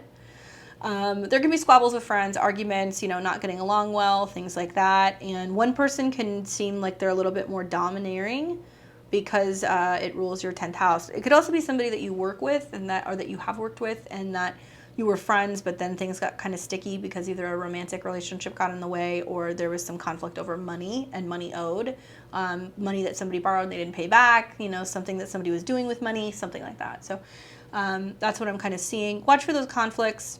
They're kind of around, unfortunately, all month. I think the positive thing is that Venus is in your sign and it is sextiling in the midst of this. So it tells me that you're emotional, you're sensitive, maybe you're taking more time alone, maybe you have family to support you through this difficult time. Maybe family's encouraging you if you are going through a breakup or some challenges to like reconnect with certain people. I think likely you're going to want to be more peaceful and more harmonious with Venus in your sign, and that there is a sense of you wanting to kind of fix things or smooth things over. Now, you're going to see on the 7th that then Venus forms a trine to Neptune from your 1st to your 9th. So it tells me that maybe you're reaching out to someone, you're practicing more faith and religion or spirituality more. There is a sense of you realizing that you have to heal and nurture yourself, and that really opens things up for you to be able to change and transform. I could see you getting the support from a mentor or a guru or somebody of that nature. Maybe even getting a reading that could be happening because Venus rules the 4th house. So it can be about kind of dipping into what you don't see and what isn't clear. Support coming from a woman is something that can be happening as well because Venus rules the 4th, so rekindling a relationship with a woman or with a female family member. But I feel like that's like a really supportive energy for some of these transits between the sextile that you're having here and also here. A lot of this is like about grace and giving yourself a break and like allowing yourself to heal if you're going through like a difficult time, and if other people are being crazy, kind of like taking a step back and like really focusing on yourself first, you know? On the 7th, we're also going to see that Mars, which is in Taurus right here, is going to form a square with Saturn. So something about relationship challenges and money and resources and money owed. Like I'm wondering like if there has been friendship falling out and like somebody owed somebody money, or there was like drama over money or resources, or something that was shared, or somebody didn't pay somebody back. It's coming up again, you know? And I also feel like that This can be squabbles that are happening in friendships because other people don't know what kind of pain you've been going through in a relationship, because Saturn rules your 7th and it's in your 8th. So they may not really understand. Maybe you're feeling like they're not being really understanding, right? That's kind of the feeling that I'm getting. Not being very understanding over whatever you've been going through and whatever like toxic situation you've been trying to work through. And that can create the squabble because you're not speaking up, you're not communicating, right? We're also going to see that Venus will then come into an opposition with Pluto. And Venus rules your 4th house of family. It also rules your 11th house. So I get this feeling that there can be somebody in your social group that closed people don't like. So if you've been dating somebody and they're a bit toxic with Venus in opposition to Pluto, you know, friends or family might be telling you, like, don't go back to that relationship. They're not a good match for you. Or why are you hanging out with this person? You know, they're not good for you. They're toxic. Being around them is not healthy. And other people giving you that advice, and it can be friends or family about a business partner because it's in Capricorn, or a place that you're working, or maybe even somebody that you're dating. So somebody will give you some really strong opinions about that, you know. On the 10th, we're going to see the sun in Leo move to square the nodes. And this is bringing up the fact that, excuse me, it's right here. It's about making money. It's about building on your self-esteem. It's about bringing in more spending power, you know, building yourself up, not really focusing too much on relationships, not focusing too much on friends, not focusing too much on anything other than like redefining who you are, and like really having to take really good care of your self-esteem and eating well and being mindful of how you're spending money as well. The sun going through the 2nd house can be like about your materials and like what you obtain. So there can be this feeling of like, I need this, you know, and money can be coming in, but I'm wondering, like, do you owe people things, or is there something else going on here where you're kind of grappling with what you owe other people versus what you feel like you need? Then we have the sun in Leo. And also the sun will square Uranus, so it won't just square the nodes, it'll also square Uranus. So you're going to see like lots of, you know, change and transformation going on in relationships or friendships. I have this feeling that like certain friendships are changing, and so it's like about you learning how to be more independent and like not feeling like you have to focus on other people, because other people might prove to be a little unreliable. Then the sun comes into an opposition with Saturn. Saturn rules your 7th house. It also rules your 8th house, and the sun is about separating things. So I'm wondering, is there like a need for like somebody to give something back to someone? If somebody says like, hey, I want my car back, I want my money back, I want my life back, whatever. You can't get that back always, but there's something about that being like, you know what, like I see like a separation brewing. It's also really clear with the full moon that separating money, separating resources, separating from a partnership, things can be kind of happening, or like needing to give somebody something back. So watch for that. It can be something that comes out of the blue that somebody says, you owe me this. And whether it's like actual money or if it's like a favor, likely somebody is going to be requesting it. Then we are going to see that the sun comes out of the opposition with Saturn right around the 14th and the 15th. The same day as we're experiencing the separation, Mars is in a trine to Pluto. So we've got Mars over here in Taurus. It's trining Pluto. So it's also telling me that friends are also, by the same token, like maybe incentivizing you to want to see a relationship or a partnership or a work dynamic for what it really is. Like, hey, don't you see this as toxic? Or like, you know, or when are you going to end it? Are you going to quit it? Like there may be ultimatums that I'm kind of feeling like you might have. Like some people might be like, it's either them or me. And you really need to watch out for that, because that will be very, very, very visual. Like you will see that. You will see people who will be like, you can't have both. And it's also about your goals, right? And if your goals are really in alignment with your relationships, and if your relationships are actually facilitating, making it possible for you to be able to feel abundant, for you to feel good enough, for you to be able to work and make money, if people are giving you like that recognition that you feel like you deserve, and if relationships aren't, then likely they're going to fall flat. Venus on the 18th moves to trine Jupiter. So we've got Venus that's going to be in your 2nd house here, and she is trining Jupiter, which is going to be in Aries. Wonderful opportunity for work this day around the 18th. Money coming in, opportunity to expand, especially if you're in hospitality, travel, or anything in regards to acting. This will be a day that you might actually find that like there's like a breakthrough. Jupiter, you know, is going retrograde in your 10th house. It's going to be there for a couple more months. It'll fully be there for a while next year as well. So it's really expanding your career zone. But I feel like from the Venus trine, it's really saying that there's like a lot of support from people from your past or even your family or friends who want to see you come out on top. People who are like, get out of the shitty relationship, quit the shitty job. Like, we want to see you like do well. We want to see you succeed. So you've got a lot of people behind you that are supporting you being able to make this happen. Even if it means that you got to shake a couple people loose this month. Jupiter and Venus, when they come together, there's always big opportunities for love and resources. It could be that, you know, somebody opens their home to you and says like, I have a space for you if this is what you need in order for you to get back on your feet or for you to focus on your career. On the 25th, Venus then moves to square the nodes. So it comes with some expectations. It's, you know, I will give you support emotionally of the home or friendship, but you must do these things. You must focus on your goals. You must make changes in your habits, in your partying. You must make changes in your dating. You must make changes with the way that you express yourself. So there's going to be some expectation there. And then we're also going to see Venus will square Uranus on the 26th, and then it will make an opposition to Saturn, and that will be on the 28th. So Venus ruling home and also friends opposing Saturn. It's like, I have a feeling somebody's going to say to you, I want to be your friend, but you got to cut something out of your life. Or I want to support you, but you got to stop doing this. You got to, you know, get sober. You got to get your act together financially. You got to do whatever it is. They're going to say something to you, like, you got to make this change. And likely, I have to be honest with you, I think it's going to be for the best, because it's going to help you really when it comes to responsibility in your career, Jupiter in your 10th, and it's also going to really help you expand your ability to be able to make more money and make more resources, and really focusing on things that are going to be building you up. You know what I'm saying? So that's the month ahead for you, Cancer. Nobody gets a pass this month. Let's see what the cards say in terms of August and what you need to be aware of. 8 of Pentacles. Working hard for the money. I feel like this is like when things really start to come together. You know, 8 of Coins is like when you're perfecting something, when you're really putting something together. You're getting serious about what you're wanting to create and what you're building. But you're also realizing it's going to take a lot of time. It's going to take a lot of service. It's going to take a lot of action.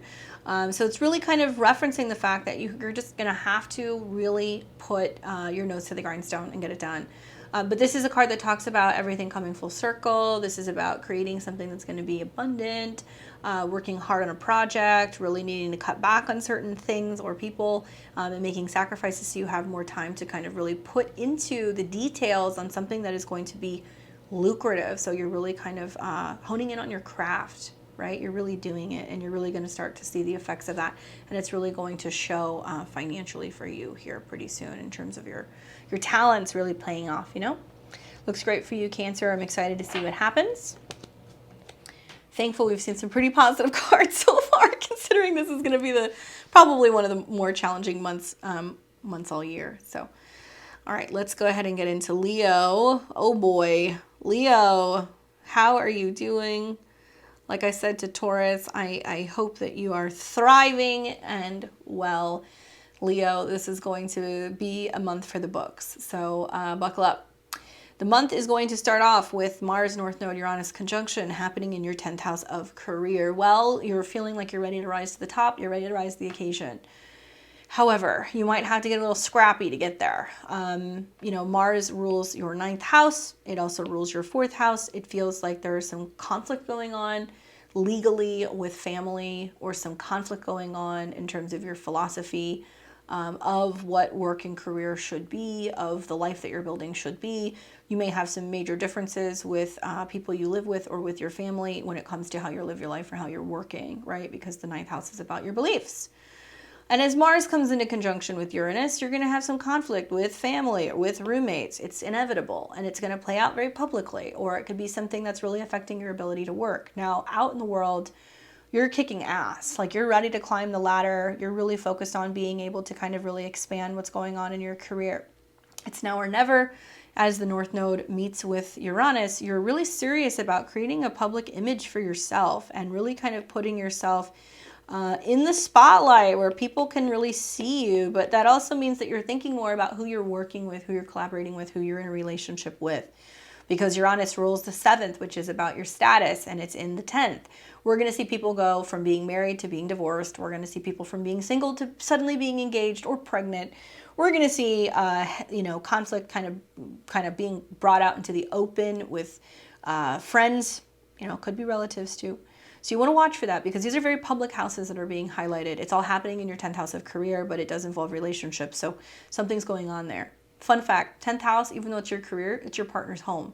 So if you're a partner, there's going to be lots of things going on for them within their family, which is challenging them. So that might be something that you're dealing with, right?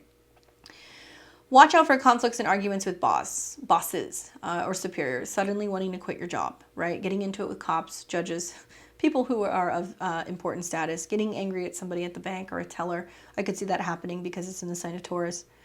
So just be mindful of that. Obviously, if you listen to my overview, as planets go into Leo, it's creating this grand fixed cross. So you are Leo, you've been feeling this all year, so this is going to get a little intense because it's bringing all the attention into your 10th house, which is where you feel like you have control.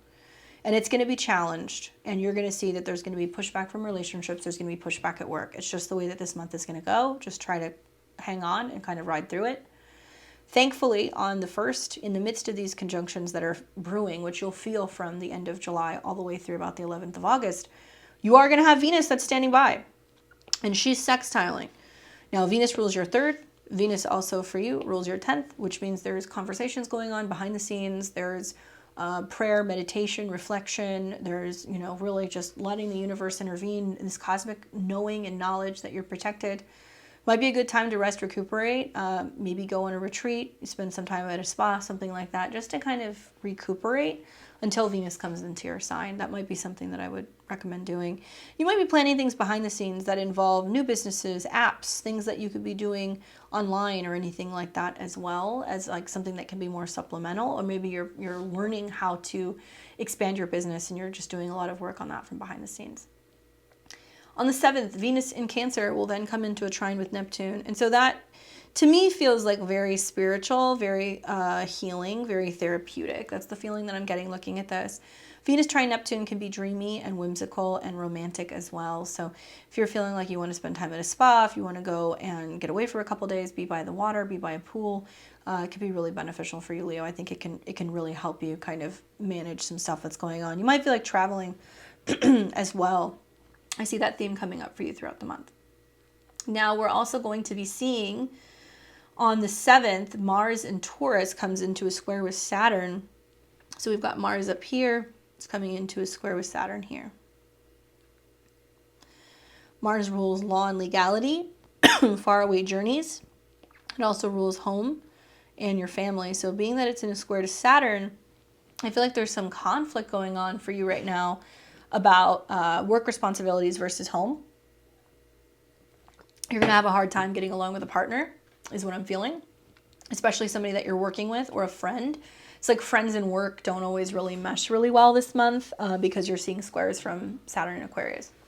Now, I think with Mars, North Node, Uranus in this square to Saturn, really what it's saying is that certain relationships need to end if they're not healthy. And this could be coworker relationships, people who work for you. It could be also romantic relationships as well. So you want to kind of keep that in mind, that is possible. These endings are possible. Then we're going to see Venus in Cancer come into an opposition with Pluto. So we've got Venus here making an opposition to Pluto here.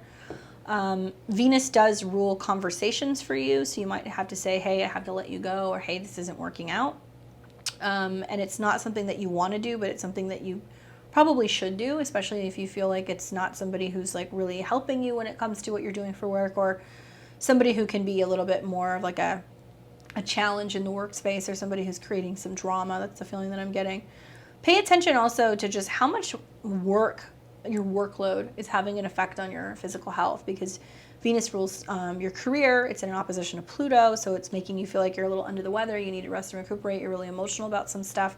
And it might like really kind of, catch you off guard, honestly. So then we've got then the Sun in Leo on the 10th in your sign coming into a square with the nodes. Now this is where I'm going to tell you, really for the rest of the month. I'm not giving you the green light to act out and be dramatic, but I am going to tell you it is all about you. Not because it's Leo season, but because the sun is going through your sign. It's on your ascendant. It's about your body.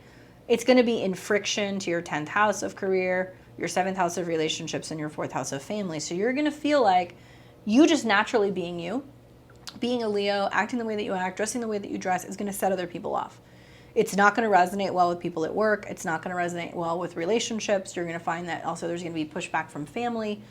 But I feel like it's your time, you know, and you might feel like you're being a little dramatic, and you might be. You can be acting out in some pretty dramatic ways. So you want to kind of be mindful of your behavior, how you're coming across to other people, because you can be definitely overdoing it, and there can be some repercussions for that. But I think with the sun coming into the square with the north node and the south node is like, if you're not totally thrilled about what you're doing out in the world, and if you're not totally thrilled about where you're living, what can you change?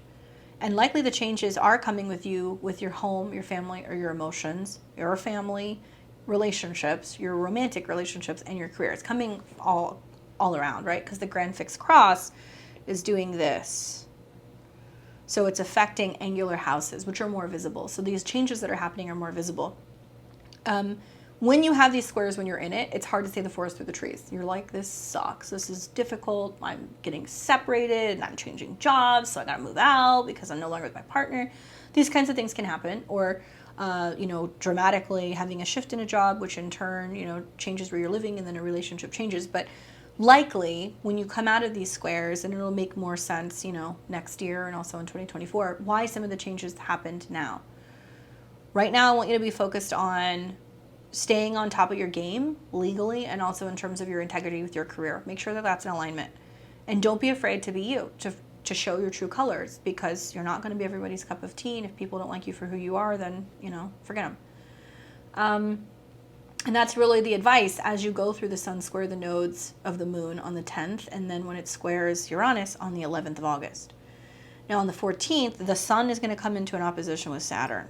And that makes me feel like that's when you're, saying, I'm good. I would rather not be in relationship with you. I'm good. I don't want to be friends. I'm good on my own. I don't want to work with you. Something like that is happening, and it's really building, because we're going to see that as like the theme also of the full moon. Also on the 14th, we're going to see Mars in Taurus. It's going to form a trine to Pluto. So we see that forming a trine to Pluto. So you've got a plan. Sorry, you can't really see it very well, but you've got a plan. Mars in the 10th house is really focusing on what you're building, what you're creating, what the storyline is, what you're teaching, what your philosophy is with your career. Trining Pluto, which means you're working through some emotional setbacks, and you're choosing to work through some things, and you're really wanting to like make things come together and really improve and kind of, I'm not gonna say improvise, but be more so flexible with changes that are happening at work, and more adaptable with your schedule. That's the feeling that I'm getting. Then we are going to be seeing Venus in Leo, trine Jupiter in Aries. So woo, Venus comes into your sign. Venus is going to be on the 18th, trine Jupiter. So you've got Venus here, and it's a trine to Jupiter here. And maybe you're like, you know what? I'm going to reward myself. I'm going to go on a trip. Or some chance that you took paid off. Or if you're traveling, you might find love. Maybe you're finding ways to like learn more about art and culture and beauty. Venus in your sign, great time to make some changes if you want. Positive changes as well to your appearance. I would say especially around this trine before Venus starts coming into some squares. So that would be more positive right around the 18th. By the time you get to the 19th, the 25th, Venus is then moving to square the nodes, so it'll square the nodes. I'm wondering if like this new improved version of you is like something that might be a little loud for the workplace. A little too much gold jewelry, big hair, things like that. Things that Leo and Leo risings love, but it can be a little eccentric, especially because it's going to square the nodes, then it's going to square Uranus, and then it's going to oppose Saturn. So I could see that from the 25th to the end of August, it's like how people are adapting to this new version of you. You have a new haircut, you have new clothes, new this, new that. You're really feeling yourself, and your boss is like, I don't know if that's presentable. And then your partner's like, why is your hair suddenly purple or blonde or whatever? People are responding differently to how you're acting, and you're carrying yourself in a much more authentic way. And guess what? When you change the name of the game, when you change the rules, people don't always like that, right? So they respond differently. So I get the feeling looking at this that it's all about how you carry yourself. I'm just going to remind you, confidence is not loud, okay? Confidence is usually pretty quiet. You don't have to be loud and proud to be able to get a reaction out of people. If you want to make changes in your behavior, your dress, your life, your career, your relationships, do it, but don't feel like you need to stir the pot and create some drama. And not everybody is worthy of a reaction. That's the one thing that I would tell you, because you're going to get some reactions from people, and it's really important just to kind of gauge your growth, just to see how you respond to some of these changes. Now on the 28th, when Venus moves to oppose Saturn, it's very likely that somebody is not seeing eye to eye with you about something, and you guys might realize, you know what, it's not a good fit. We shouldn't be friends. We shouldn't be working together. And that's kind of like the clearing out that's maybe happening, and feeling separateness, you know, especially in communication, because Venus rules communication. Now you could have a friendly conversation with a friend or a partner, or maybe even a sibling or a family member who's telling you like, why do you want somebody who's treating you like that anyway? You know, you don't need that. So it'll kind of just remind you of how solid you are. Let's see what the cards have to say for you, Leo. Ace of Cups. Awesome. It's love at its finest, right? But I think it's self-love, because Venus is very much associated with the Ace of Cups. Venus is going through your sign. It's about your emotions and how you're feeling. And if you're feeling like just emotionally you've had enough, you're tired of putting other people first. Maybe you're feeling like relationships or family relationships have just been so draining, and they've been taking a lot from you, that you want to feel like you have more control, and you're realizing that it is possible to have soft power, that part of being in control is loving yourself, is sometimes prioritizing yourself, putting yourself first, and it's important for you to do that. So it's about being softer with yourself. It's also about love and relationships, bringing more love in. This can be make or break times in relationships as well. It's not all doom and gloom. It can be that you realize your worth this month and you start really acting on it, and then telling other people, you know, what it is that you need in relationships, because you are focusing so much on loving yourself and putting so much more into your to yourself this month. Okay. New opportunities for relationships can come from the Ace of Cups, so look for new people who want to join with you and work with you. The same way that things can turn on a dime and there can be changes and downturns in career and relationships, we can also see that through these breakdowns, we do meet the right people, we do find the right job, we do find the perfect home, and we start to realize like why certain other things broke down so other things could break through. Just being somebody I have a lot of cardinal placements, and I went through a lot of these squares the last couple of years. It was really difficult, and it was in angular houses, my 4th, 7th, and 10th house. And even though my 10th house continued, my career continued, what really changed and broke down was my family unit, my relationships, my home. And it was not an easy time, but now looking at it on the other side of it, having come out of those squares in this last year, I'm so thankful for all the things that ended, because it ended up bringing everything that I really needed into my life. And I wish I didn't resist that change. So I just want to give you that message, because I know it can be difficult when you're going through it, okay? So hopefully it's a good month for you. I will see you next month in September. I can't even believe I'm saying that. Where has the year gone? What's up, Virgo? Virgo and Virgo rising. I hope you're doing well. This is going to be the August 2022 horoscopes. So let's take a look at what the month has to offer you. Well, we are going to be starting with the Mars North Node Uranus conjunction happening in a sister sign. Why is it a sister sign? It's an earth sign, so it forms trines to your sun, moon, or rising. The good news is that it's going to help you radically change and transform something, and not feel so rigid, right? Because you're also receiving trines to Capricorn this month. So you're going to see earth trines. I think actually you're going to benefit of all of the earth signs the most, right? Taurus too, but Taurus is going to be so deep in their shit. They're not going to know what's going on yet. But Virgo, as you have Mars, ruler of the 8th house of transformation, the 3rd house of the mind, make a conjunction here in your 9th house involving your 6th house lord. You're learning new skills. You're learning new things about life. You're more open to changing your schedule. You're more open to traveling, right? So you're learning also about health and wellness, and that there is a mind, body, spirit balance, so that you need all of these things in order to feel balanced. I could see this as like suddenly, because Mars Uranus is sudden, suddenly having to travel for training, suddenly deciding that you want to take a new course and you want to switch what you're doing for your career, you know, suddenly going back to school. There can also be moves revolving around around this as well. So that's something else that I would look out for. The third house is movement, but it can also be the mind. So you're changing and transforming your mind, changing the way that you look at philosophy, God, travel, changing the way that you look at money and resources because it's in the sign of Taurus. So you're working something out there.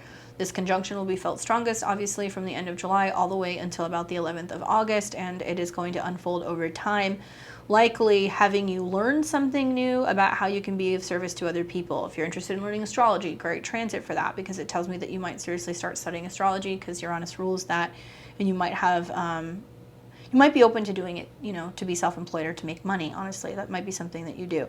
Legal stuff, law stuff, stuff relating to travel, and also, I would say like legal documents, maybe publishing, that can be coming up from this conjunction as well. Maybe you decide that you want to start writing something and that's how you want to help save the world, right? On the 1st also, we are going to see Venus making a sextile, standing by, supporting. So it seems like something about your goals are connected to this. Maybe you have friends or a friend group that supports this. Maybe you have friends that are willing to help you you know, pay for this. Maybe you're going on a trip with friends, which really inspires you and kind of opens you up and gets you thinking about your belief system. But being that Venus rules your 2nd house of values and also your 9th house, which deals with this, where this conjunction is happening, there's going to be some support here. So look at where Cancer is in your chart. Friendships for you are kind of helping support, or family, or your goals revolving around family is changing and you're realizing to facilitate that. Maybe you got to move. So you got to move to go and, you know, get the girl, or you got to move to be able to go and be able to get into the space where you feel like you could actually build a home and family, even if it's further away than where you anticipated. On the 7th, then we're going to see Venus come into a trine with Neptune. So Venus trine Neptune, ooh, and Juno too, in your 7th. So that's about partnerships, something feeling too good to be true, feeling in love, very dreamy, whimsical, kind of romantic.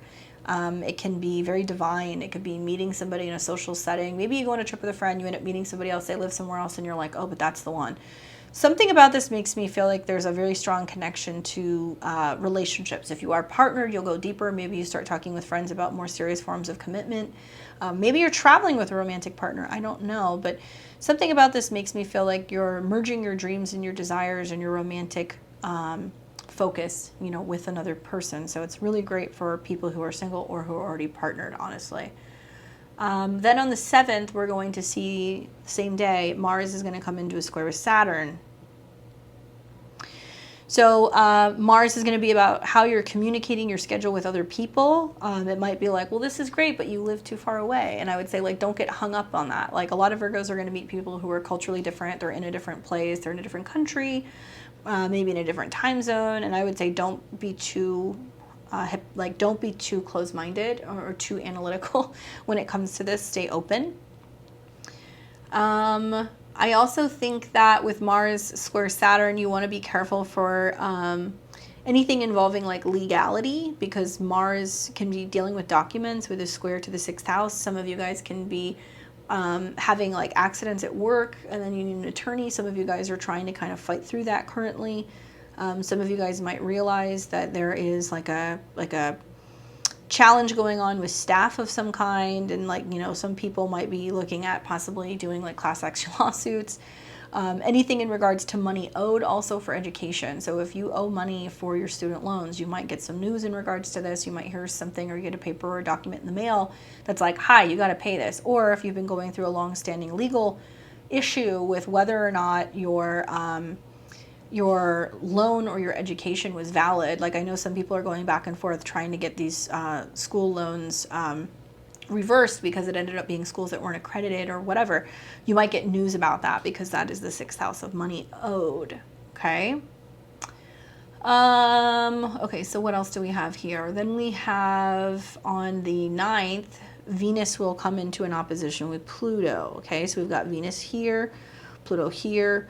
Venus rules money, and Pluto rules the 3rd house. So you're going to find that there is something intense going on in regards to making payments for children, spending a little bit too much having fun, spending a little bit too much indulging, socializing.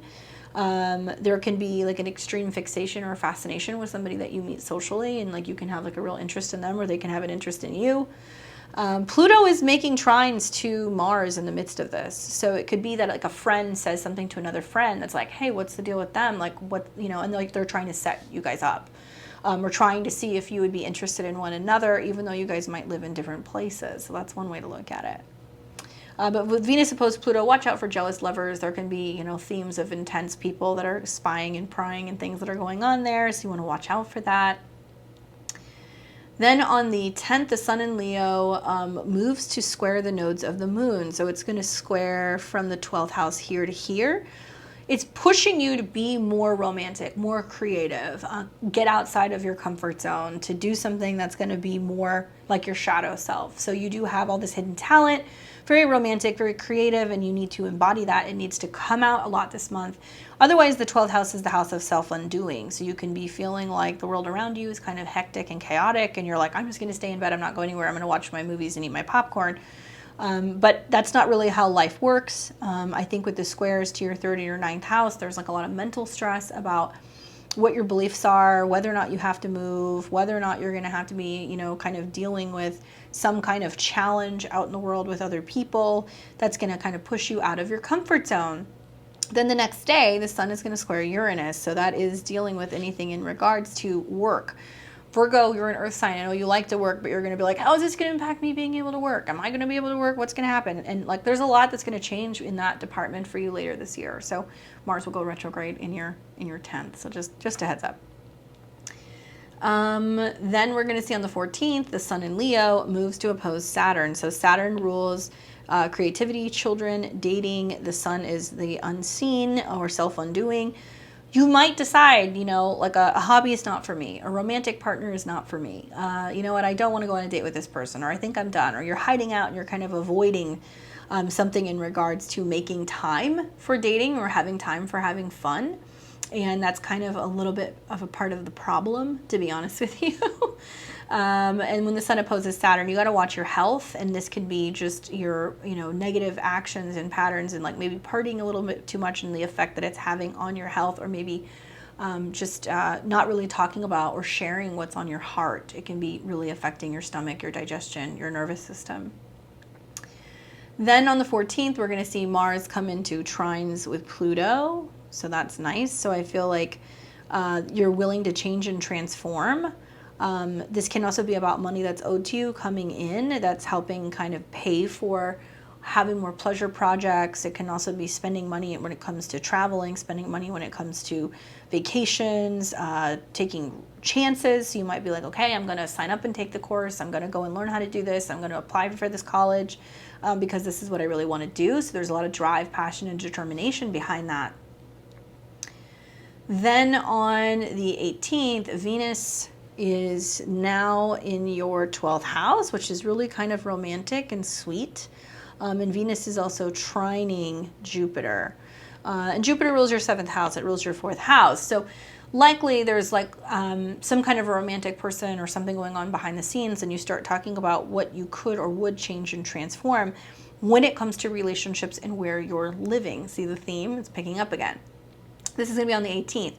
Venus trine Jupiter is really sweet and very lovely. But one thing that you want to know is that in the days ahead, on the 25th and the 28th, we're going to see Venus move further into your 12th house. It's going to first square the nodes.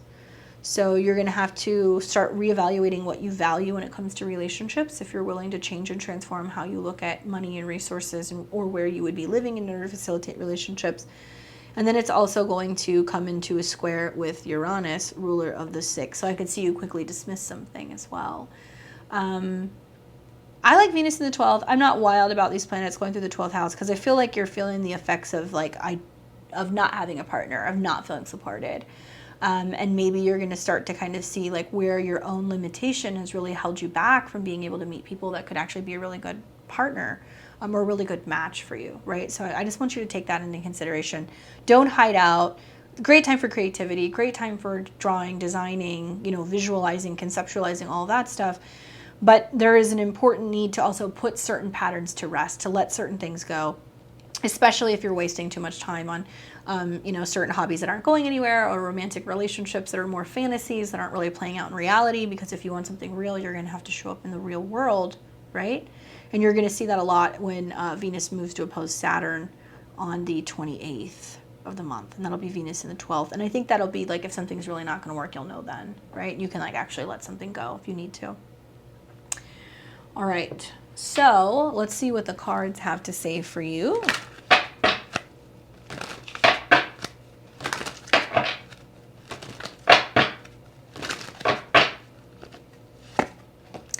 Two of Cups. Positive card. It's about relationships. It's trying to push you further into relationship, but it's trying to get you to like look outside of the box, look a little bit further, make adjustments in your schedule. Like this is somebody offering you the opportunity for a relationship. I have a feeling this is going to be the Venus trine Jupiter, and that's taking place around the 18th.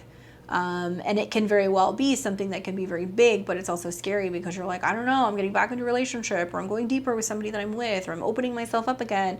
Can I trust this other person? You know, can I talk to them about the things that I'm afraid of? It's almost like if you're not willing to get hurt, you don't get to play the game. You know, if you're not willing to take chances, you know, there's big risk, big reward. So when it comes to relationships, which is interesting because this isn't really like the most relationship-y month, but I could see perhaps maybe because, you know, Jupiter is going retrograde and it's the traditional ruler of your 7th, that you're reevaluating relationships, and you can actually see that if you're willing to make changes in relationships, you can find somebody that can meet you more than halfway and can actually really support you, right? So of all kinds, it can be business partnerships, it can be romantic relationships, it can be people who are counselors and therapists and, you know, stuff like that.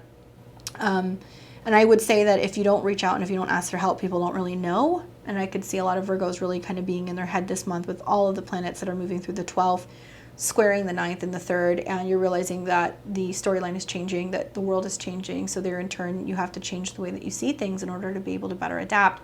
The good news is that there's people there who want to help, okay? So I hope that's helpful for you, Virgo. You'll have to let me know how it goes. Hey Libra and Libra rising, I hope you're doing well. Welcome back to Horoscopes. So it's going to be August 2022. Let's take a look at what's going on for the month ahead for you. Well, it's going to start off with the 1st, when we have Mars, the North Node, and Uranus all in a conjunction in your 8th house. Now, I've talked a little bit about this conjunction in previous videos, so you should have some insight as to what is manifesting for you. But to be honest with you, Libra, it's an interesting one because, you know, Taurus and Pisces, it creates an in conjunct to your sign. It basically means you guys don't really have anything in common. You're both ruled by Venus. Venus for Libra is more so about partnerships. Venus for Taurus is more about your resources. But because you're a Libra or Libra rising, you have to learn to do both.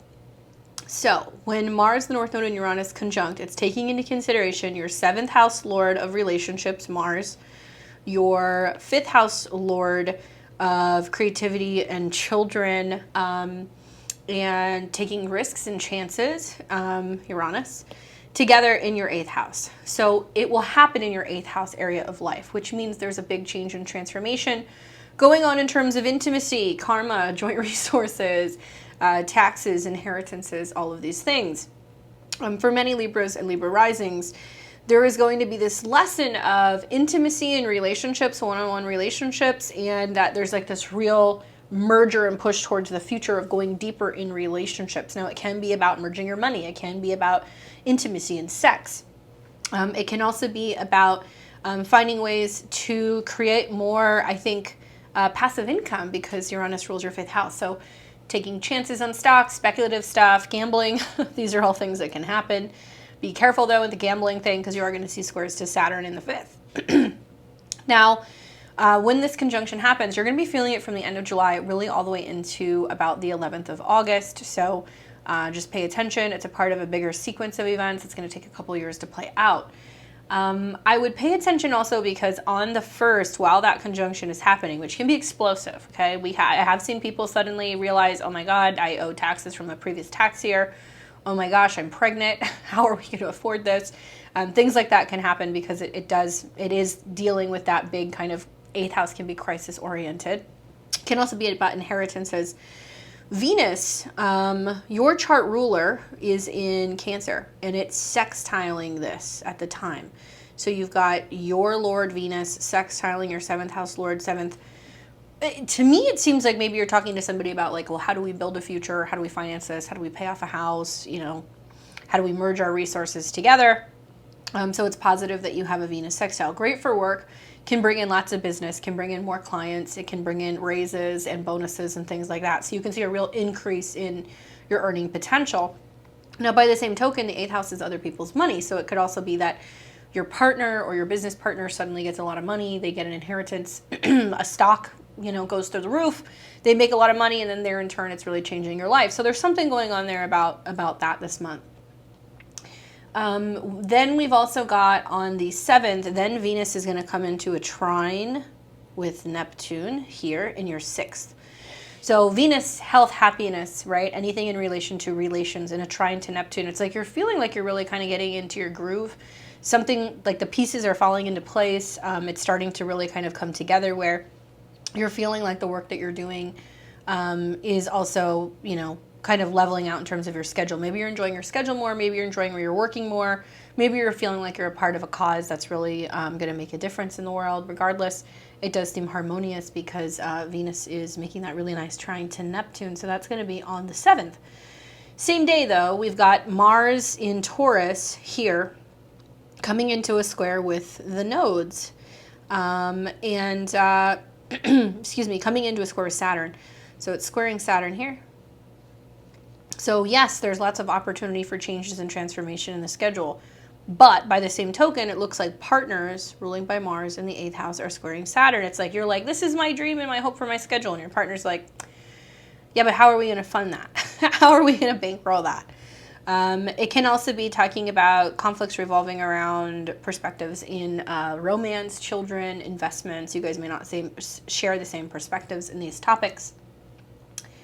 And then we're going to see on the 9th, Venus in Cancer, so Venus here, that's often you, coming into an opposition with Pluto in Capricorn. So Pluto rules your 2nd house of resources. To me, it seems like there's going to be a bit of like strife revolving around showing up in the world and also, you know, doing the things that you need to do domestically. There can be power struggles within the home and family about money, property, resources, real estate. There can be themes coming up about how are things handled and some challenge pertaining to that. Pluto has been receiving oppositions from placements in Cancer for the last several weeks. So likely you've seen where there's been this breakdown in like old family stories and units and where you're moving more so into the future, I think, of the life and the family that you're creating versus the kind of the past that you kind of come from. But still, there can be challenges with older people in the family, superiors in the family, especially any squabbles or arguments over money. So watch for that. That can be definitely coming up with that opposition on the 9th. On August 10th, the Sun in Leo moves to square the nodes of the Moon here and here. Now, the 11th house, fun fact, things that are out of your control. Friends that are out of your control, you know, situations out of your control, whatever. So as the Sun is coming into your 11th house, it is highlighting going and having fun, being with friends, being social, joining networks, things like that. That's wonderful. But the Sun and also Venus is going to run into some squares in Taurus, Scorpio, and oppositions to Saturn. So you're going to see this theme of like what your goals are versus what's actually going to make you happy. What your friends want versus what you would rather be doing on your own time. It can be like, sorry guys, I'm, you know, pregnant. I can't go out and drink. Or I'm sorry guys, you know, my goals have changed. I'm not focusing on going and doing those things. I want to do these hobbies. So you're just feeling the change and the transformation that's going on in terms of your relationships with other people, you know? I also get the impression that when the Sun comes into a square with Uranus, you're changing and transforming the way that you look at having fun, having a good time, taking risks. Things from childhood traumas can come up, and you want to be really careful with anything in regards to like gambling or taking chances or doing anything risky in terms of finances. Watch for that. Then we are going to see the Sun will square, Sun squared Uranus. Then we're going to see the Sun come into an opposition with Saturn. Sun rules groups and other people in your goals, and Saturn rules family. So I could see where like friends are like talking to you about like family problems that they're having, family drama that they're having. You may feel like you can't go and be a part of something or go and celebrate or be a part of a group because there's something going on with the family at home, or there's something changing in your interpersonal world, which is kind of hindering or thwarting your ability to be able to go and do some of that stuff that you're used to doing. because Saturn's going to kind of ground this out, right? Fifth house, if it's not children, it's your own business, it's your own creative projects, it's your love life, it's your lover, somebody that you're dating. So I could see like Saturn coming in opposition with the 11th is like friends may not be totally wild about somebody that you're dating. Friends might be kind of being like, oh, well, we don't get to see you anymore ever since you've been in a relationship. Something like that could happen. Then we're going to see on the 14th, Mars in Taurus is going to come into a trine with Pluto. So Mars up here in the 8th house, forming a trine with Pluto here, is basically a lot of strength coming through, I think, changes in relationships that's helping kind of make you feel more safe and secure when it comes to your emotions or your home base. So you have a lot of support from partners this month. Jupiter's going retrograde in your 7th, and I feel like that's really kind of showing you like where, you know, relationships can be really beneficial, can be really helpful as you're going through some challenges. But when Mars trines Pluto, especially in the 8th and the 4th house, these are emotional houses, but it's in earth signs. So we're going to see physical endings, physical transformations, letting go of things, making physical changes in our resources, especially joint resources. Then on the 18th, we're going to see Venus in Leo. So Venus is up here in your social sector, and she is going to be in a trine to Jupiter here in your 7th. Good news from friends. I see lots of support from friends. I also could see that there's some kind of good news going on for a relationship, for a partner. Maybe they're talking to you about some kind of project that's successful or something that's taking off for them. Like I said, Venus is your chart ruler, so it's important that we take a look at that. Venus also rules the North Node. So something about Venus being the ruler of your 8th, right, is that there's some good news going on where like there's money coming in, there's gains coming in. Looks quite positive. Then we have Venus will move to square the nodes. So then Venus is going to square the nodes, similar to how the sun squared the nodes. So you really want to pay attention when the sun's squaring the nodes around the 10th, because it's going to show you what's going on with your relationships, maybe with another person. Can be a woman.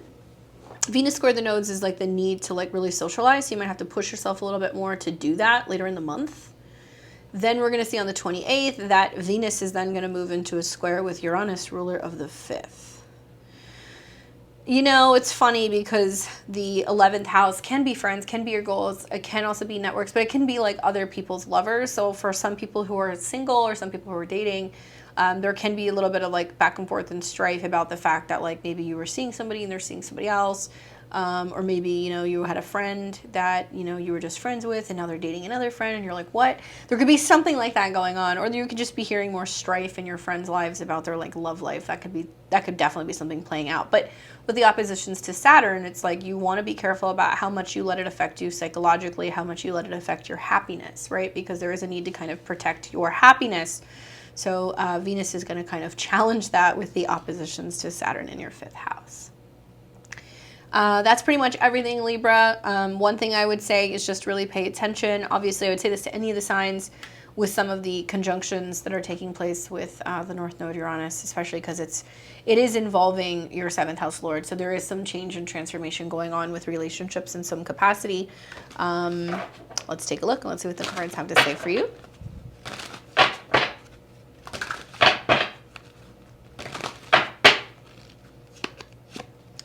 Card that I get is the 6 of Coins. So it's give and take, right? Give and take. I'll do this, you do that, we share, which makes sense because it's happening in your 8th house, which does deal with joint resources.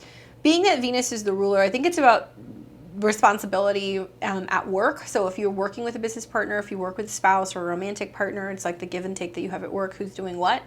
It can also be responsibility in regards to like home and stuff. So something that you might be experiencing as Venus comes into an opposition with Pluto, right around the 9th, is that there's going to be like this realization that you're going to have about the work that you've been doing versus the life that you want to build. And so there might be this breakdown before there's a breakthrough in communicating and expressing like, I want to spend more time at home, or I want to be raising a kid, or I want to launch my own business. I don't want to be having to work on this all the time.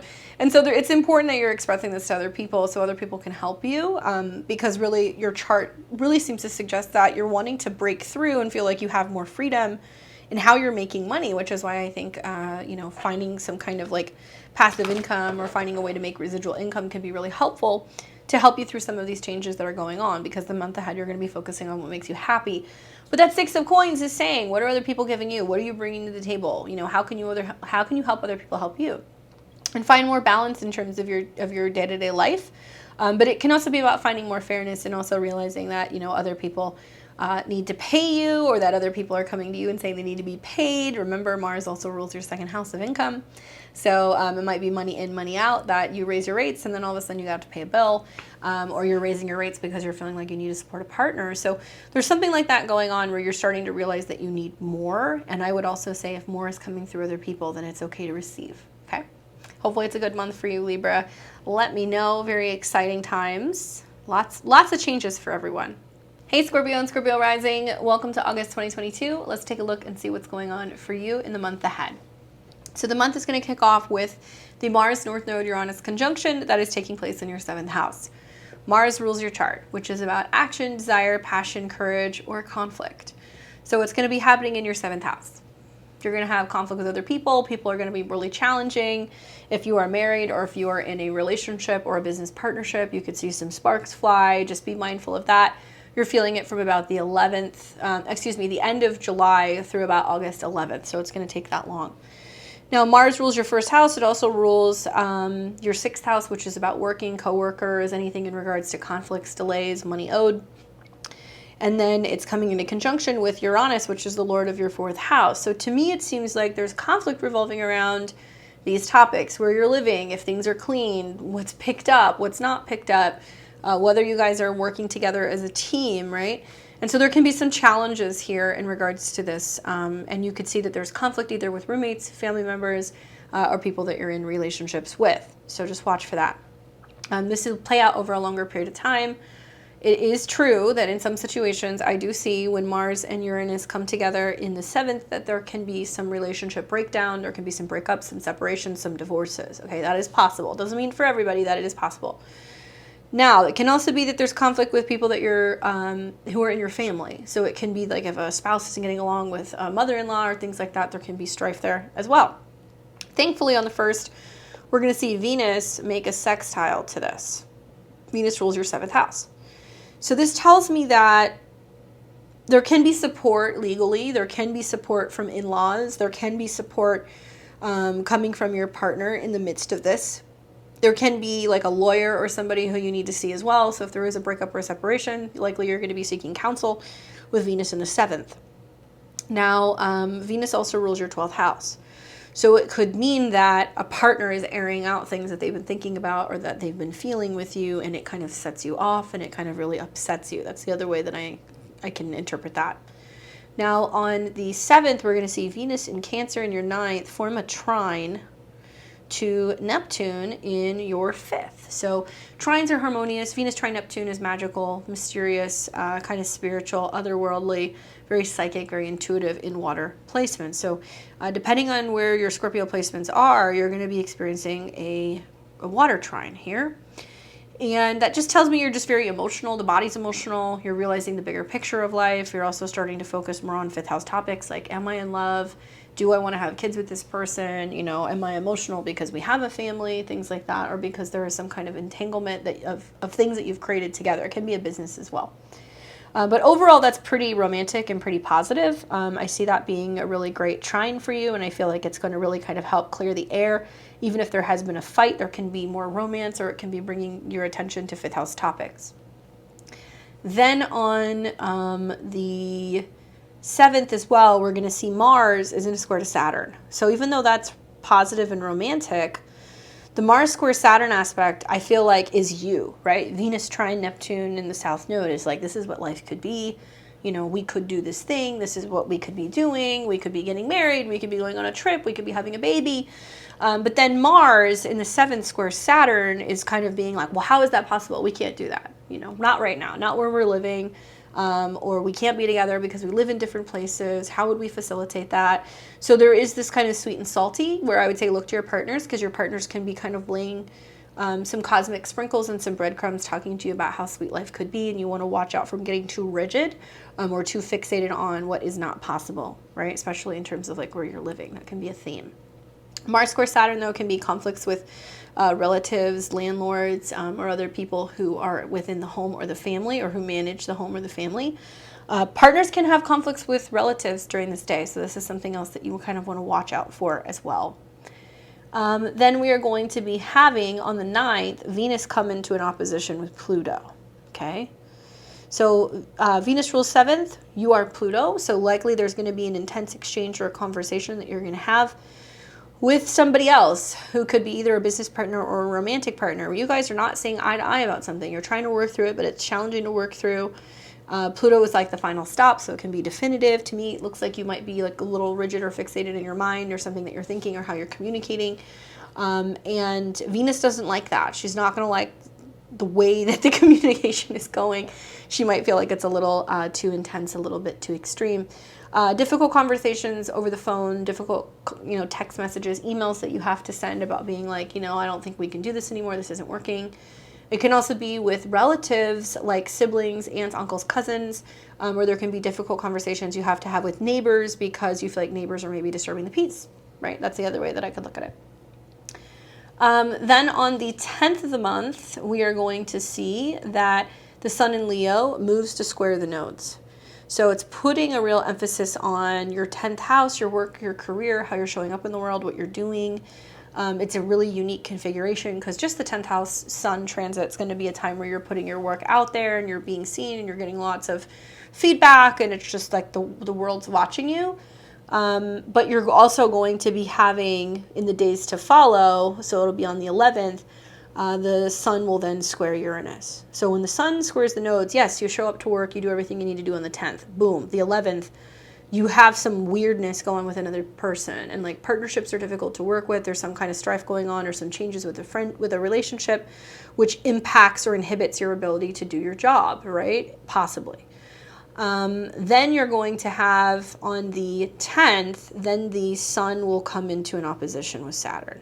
So it's almost like you're needing to work. This is a big pivotal time for you. There's all these things going on. There's all these, responsibilities, but then there's not a lot of support from relationships, and then a lot of challenges going on within your home zone. So you're going to feel like you're getting hit from each angle. You're going to be kind of frustrated because you're going to be like, I need to get this work done, but there's some kind of chaotic event happening with my family. And where's my partner in the midst of this? Is it because they and I are having a falling out, or are they going through some kind of strife and they're in turn, I feel like I have their support. It's like kind of you're damned if you do, damned if you don't, So it will be a lot for both Scorpio and for Leo because you guys are having this in your angular houses, the grand fixed cross, and it's going to be more visible because it's happening in your 7th and your 10th house. 7th house is relationships, 10th is career. You're making a lot of sacrifices for your body, right? Because of the square to the south node in the 1st house, and your body's feeling under the weather maybe. You're also feeling like really emotional, kind of just like really beat down, so it's really challenging. Really highlighting the fact that you do realize this month who is in your corner, like what relationships are really going to make it through the Thunderdome, and how hard are you pushing for your career, at what cost possibly is something that you might notice. When the Sun comes into an opposition with Saturn, I feel like that's going to be you realizing somewhere around the 14th, like I can't do everything. I can't do both. I can't man everything going on at home and work, and also the relationship I can't carry for everybody. Just keep an eye on that because there is going to be some breakdown happening. But also on the 4th, we're going to see that Mars is going to trine Pluto. So there is going to be, right here, Mars is going to trine Pluto. So Pluto and Mars both rule your chart. So you're going to have a really important conversation with a partner or a family member, and you're basically going to be like, this is what I need. This is what I need you to do. And it's physical because these are earth trines. So it's going to be like, I need you to go and pick up my laundry. I need you to go and walk the dog. I need you to, get some things done for me or run some errands for me because I can't do everything. So there's this realization that, communication is really powerful, and it's going to help you kind of really get the point across and see things kind of flow a little bit better. Then on the 18th, we're going to see Venus in Leo come into a trine with Jupiter in Aries. So by then, Venus is at the top part of your chart here. And she is coming into a trine with Jupiter here in your 6th. So 6th is work, service, employees. 10th is getting things done. I'm almost wondering if it's like getting to this point where if you are self-employed, if it makes sense to hire somebody, or if there is too much stuff going on or you're just swamped, like, does it make sense to like have, you know, your laundry dropped off and picked up? Does it make sense to hire a house cleaner? Does it make sense to get somebody to walk the dog or hire an assistant? Something like that, just to make your daily routine easier.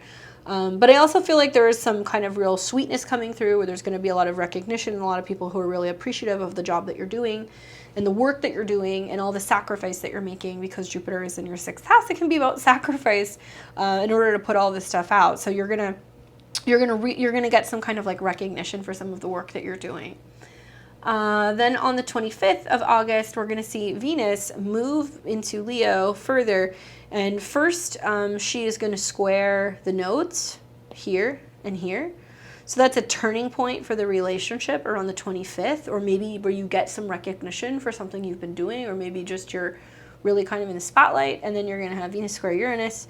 And that's also going to be bringing up this whole, you know, whether or not you're feeling emotionally supported by a relationship. You know, there could be some like public changes going on. If you go through a breakup, it could be quite messy. It can also just be, you know, a lot of like your word against somebody else's, unfortunately. And family can get involved if there is a bit of strife or something. So that's the other thing. Like if you are in a serious committed relationship, you're close with family, if there is a little bit of strife, family might get involved in some way and have something to say because of these squares to Uranus, right? Venus is going to move very quickly. The sun's going to move very quickly. Mars also. I'm just really watching the return of the Saturn-Uranus square coming up in your chart. And it makes me feel like there's some need to break from the past relationships, how you've always felt emotionally in relationships, how you've always lived in the past, maintaining more freedom from family and needing that freedom so that way you can have like a relationship that can really thrive.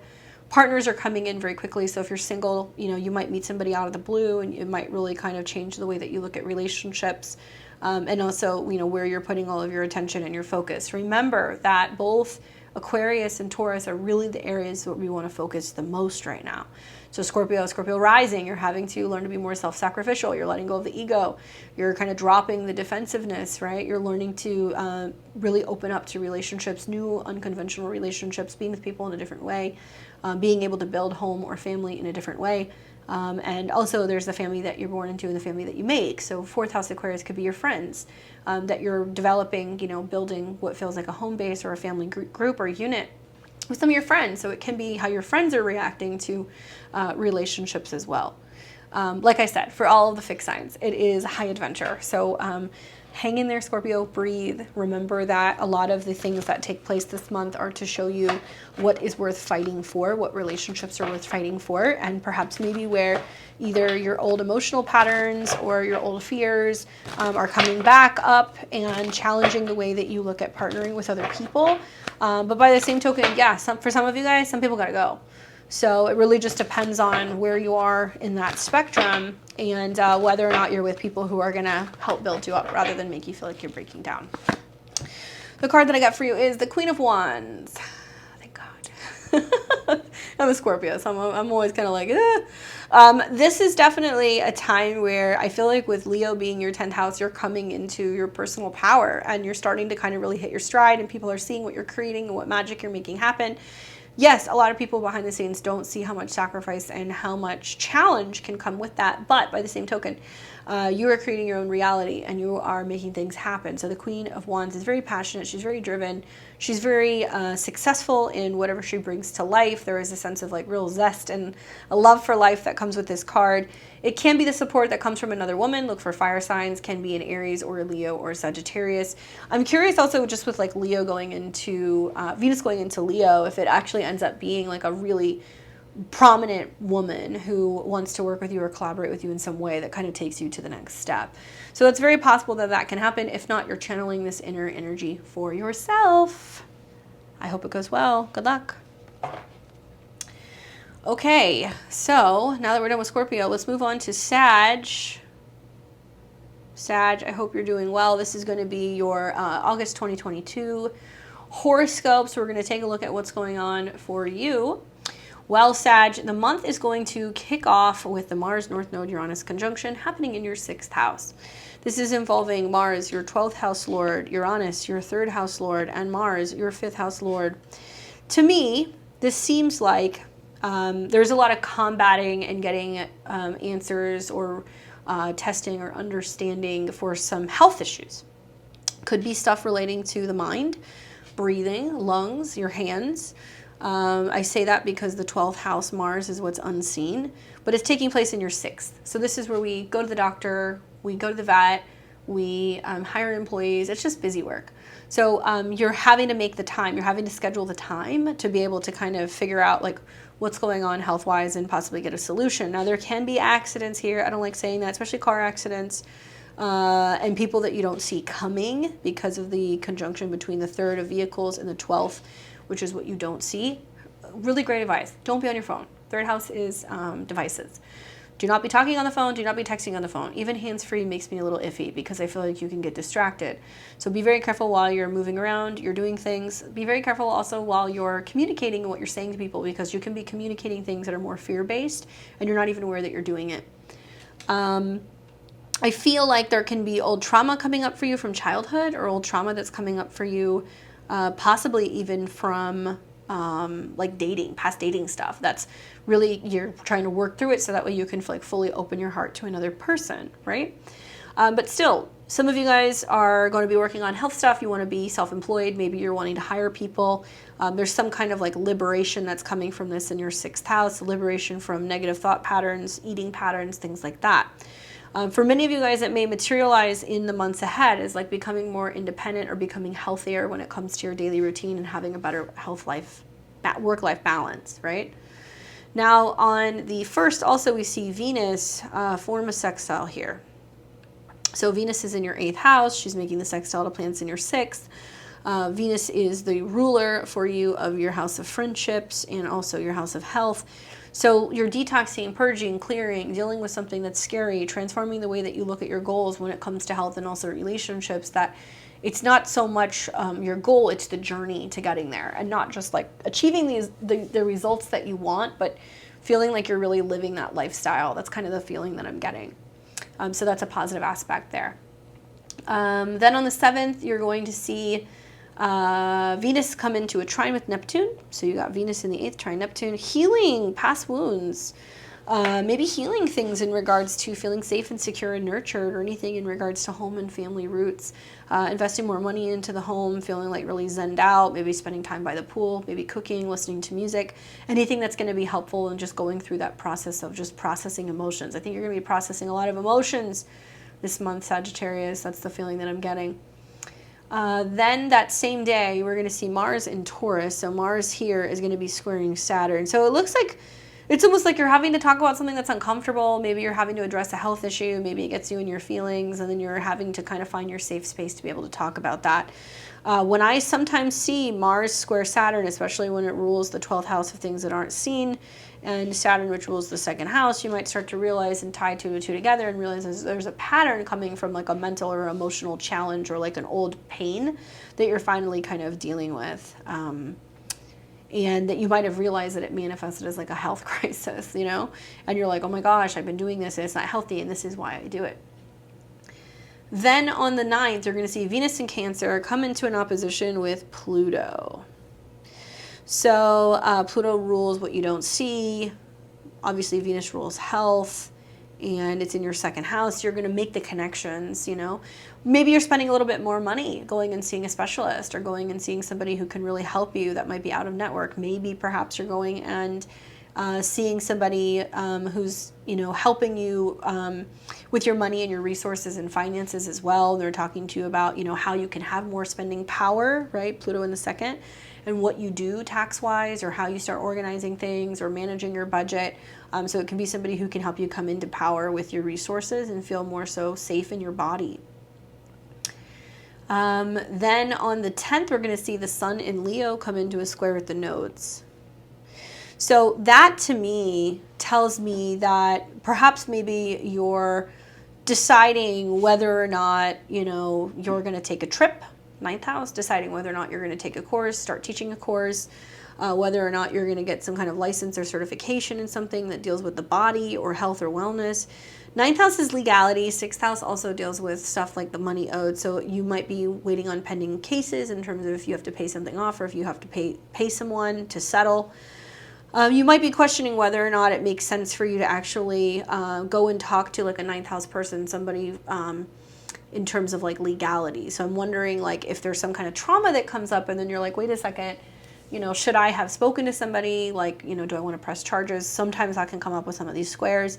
And questioning because of an accident or something, if, God forbid, that happens, you have to go and make sure that your rights are handled, especially those of you guys who feel like you have been violated personally, or anything involving an accident, or anything involving like somebody who's not like maintaining an agreement that you have. That's a legal agreement, like a binding document. Like you might have to enforce that. That's something else that might come up. Okay, so then on the 11th, the sun will square Uranus. And Uranus was bringing you back to either the vehicle or the document and trying to kind of find a solution for that. So I'm wondering, is it somebody that hit your car and you're like, okay, do they have insurance? Is it a situation where maybe you're having some conflict on the job and then you want to make sure that, you're being, treated fairly, and perhaps if there's some issue, you're having to actually go through it with your work and talk about things before it becomes legal. So you want to make sure you're doing everything to code, everything according to the law this month, Sag. It's really important. On the 14th, the sun is going to come into an opposition with Saturn. And that can be things like, do I want to spend the money on the trip or do I want to fix my car? If you want me to help you publish this book, this is what it's going to cost you. Or I'm going to take a % of the sales. This is not a day that you want to plan a long distance trip. This is not a day that you want to sign legal documents. This is not a day that you want to apply for a program because Sun opposed Saturn, even though it seems like that's the goal, it can feel a little bit out of reach. Then you're going to feel a little bit bogged down with like responsibilities and like possibly even things that you're paying for that would make it a little bit harder to see the positivity in being able to travel. On the 14th as well, we're going to see Mars in Taurus come into a trine with Pluto. So the good news is that I feel like if there are any of these things, like cars can get fixed, vets will be really helpful, doctors and therapists are going to be there to support you, anything in regards to just being able to talk to them and being able to get solutions, like you can see physical help. Be very mindful also that a lot of this deals with like your physical body and like either what you're eating or how you're feeling supported. So a lot of this is to kind of help get the body back in shape. So for some of you guys, it might be physical therapy of some kind. That's very possible, just getting more mobile, And then on the 18th, we're going to see Venus in Leo, trine Jupiter in Aries. So Venus moves into your 9th house. Venus rules, obviously, your 11th house of friends, your 6th house of health, and it's trining Jupiter. So it's saying people being like, well, I'll chip in. Maybe we'll make the trip more affordable if several of us go. Or let's have a good time. Let's get together. We can't travel, no problem. I'll come to you. You broke your foot? No problem. We're going to have the birthday party at your house. That kind of thing. People are going to be really receptive of collaborating with you and coming to you. Venus in the 9th trine Jupiter can be like planning a trip in the future. It can be anything in regards to planning ceremonies and anything in relation to just like going and having fun. But I think that because, Venus is also what's healthy, the way that you define what is fun is different. It may not be like going on a cruise and drinking a lot. It might be going on a retreat. So you might be kind of changing the way that you're looking at going and having fun with friends. That's the feeling that I'm getting. Then on the 26th, you're going to see Venus square Uranus. So Venus will square Uranus here. So it's like making those changes in your patterns. And then we are going to see Venus oppose Saturn. There's a repeating theme. You're going to see lots of conjunctions to Uranus, oppositions to Saturn, squares to Uranus, oppositions to Saturn, that kind of stuff. So it's kind of saying everything's changing. And what's really changing for you is the way that you look at your schedule, your health, and your daily routine. And it can't be all work and no play. Because you can bring about some health issues or some health crisis, so that way you're making more time for that, right? Issues with vehicles, getting vehicles fixed, problems with neighbors is possible. And I would say just watch anything in regards to breathing, lungs, anything of that nature. If you have pets, also you want to keep an eye on pets, because these squares can bring about some kind of crisis while you're supposed to be traveling, and then there's a health problem with a pet because of the energies in your 6th. I know some of this sounds kind of gloomy, but it is going to be, you know, a little bit of like a bang up month for a lot of people. I guess I would say you got to take the sweetness when you can get it. I'm really liking on the 18th when, like I said, Venus in your 9th is trining Jupiter. So there is a silver lining. You are planning something. You know, if there is delays, inevitably you will do that. I would just say watch for when Venus comes to square the nodes, because you're going to be like, oh, the reschedule doesn't work for my schedule. And when in doubt, it's always about your health this month. That is the most important thing that I can tell you. All right, Sag, let's take a look. Let's see what's going on for you.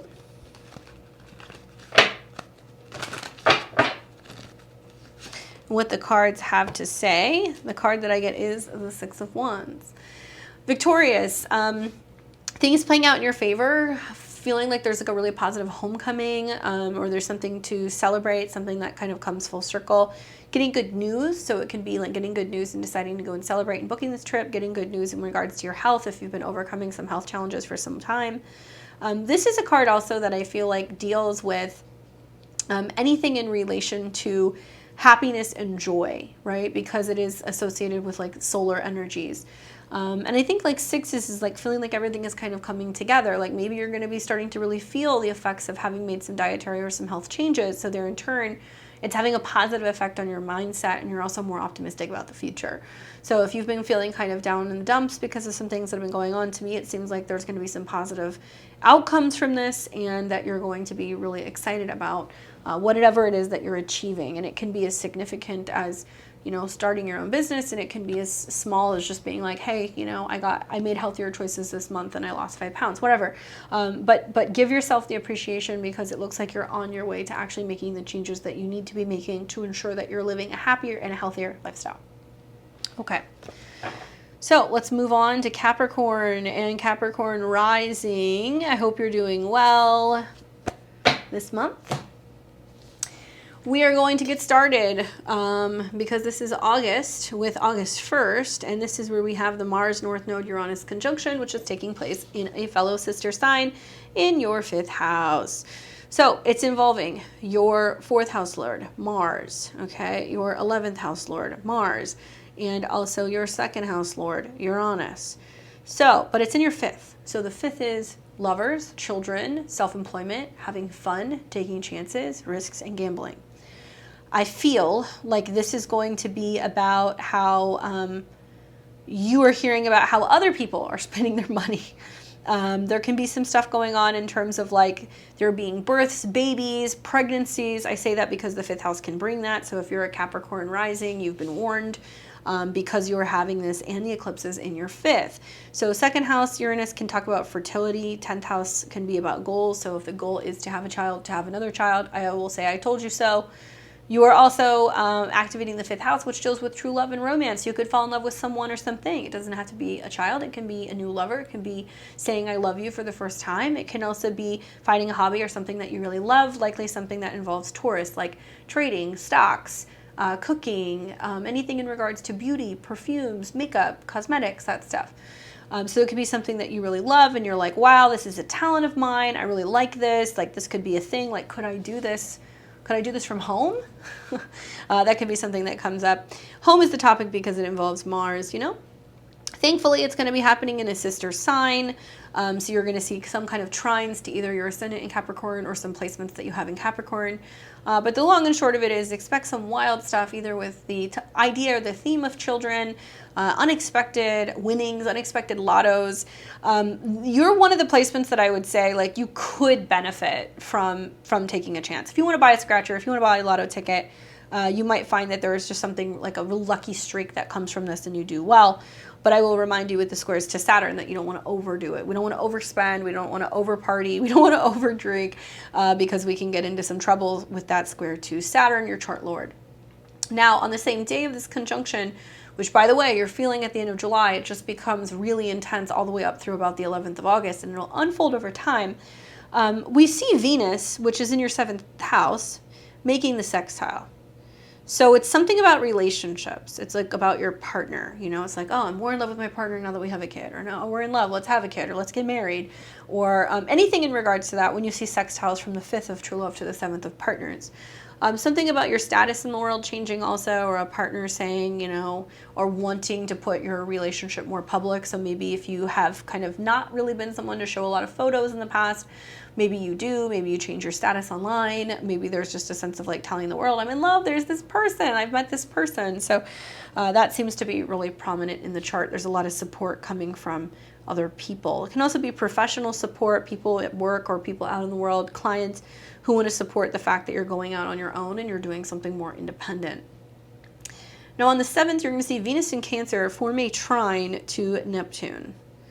And this is from your 7th to your 3rd. And I feel like this is possibly somebody saying, I love you. This is possibly somebody saying, I envision a life with you long term. They might be meeting, you know, close friends of the family. They might be meeting aunts, uncles, cousins, and siblings. If you're in a relationship, you might be talking to somebody about maybe planning a short getaway trip. That could be something else. Just getting out of town for a couple days, because the 3rd house deals with short distance journeys in general, cars, vehicles, things like that. Maybe signing contracts and stuff, or maybe talking about making changes in the home. You do at this point have Jupiter going retrograde, so some of you guys are going to be moving home, some of you guys are going home, some of you guys are inheriting property, or anything in relation to your mother, so that might be something that's going on there as well. On the 7th, we're going to see Mars in Taurus square Saturn. So we've got Mars that is right here in the 5th, and it's squaring Saturn, okay?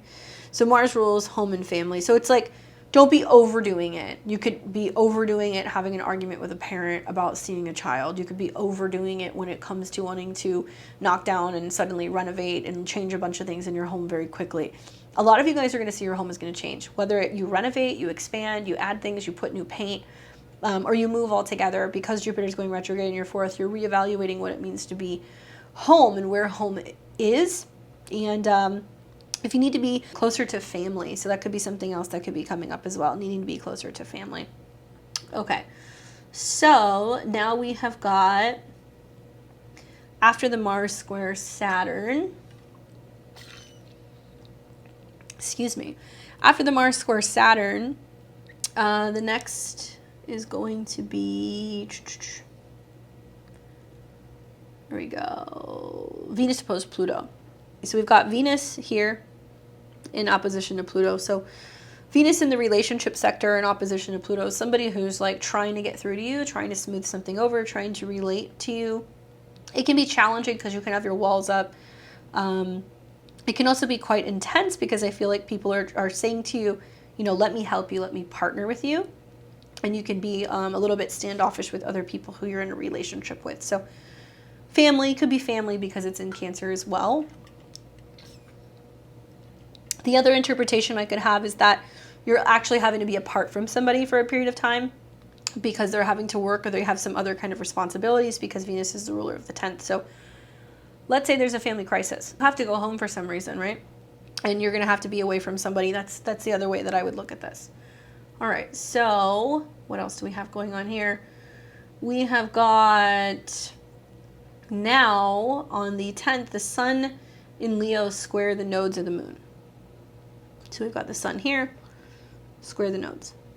As you have that square taking place, there is this need to integrate change and transformation. So change and transformation of joint resources, change and transformation of the heart, change and transformation of taxes, money owed, anything like that. I think it's about children. I think it's about changes in intimacy and the heart because of children, because children come in, or lovers and wanting to go deeper with another person and really like wanting more. And that brings up this topic of like needing to merge with another person. The vulnerabilities of the 8th house and like really opening yourself up and talking about your fears or your childhood traumas or like what it is that you've experienced that's kind of held you back from love. So you can kind of smooth over that Venus-Pluto opposition. Okay, so now we've got, let's see here. Outside of that transit, then the Sun will square Uranus. Okay, and Uranus deals with money. So there's also topics about money and resources and security and like how you're handling joint resources with a partner and learning how to merge stronger together. On the 14th, we're also going to see that Mars in the sign of Taurus is in a trine to Pluto here. Okay? That's telling me that, you know, goals when it comes to happiness, creativity, collaboration, and resources are really strong, feeling really passionate, wanting to work on something, build something together. I think it could be new hobbies. It could just be that you're really adamant and feeling like, you know, you want to have more fun. That's the other way that I could look at it.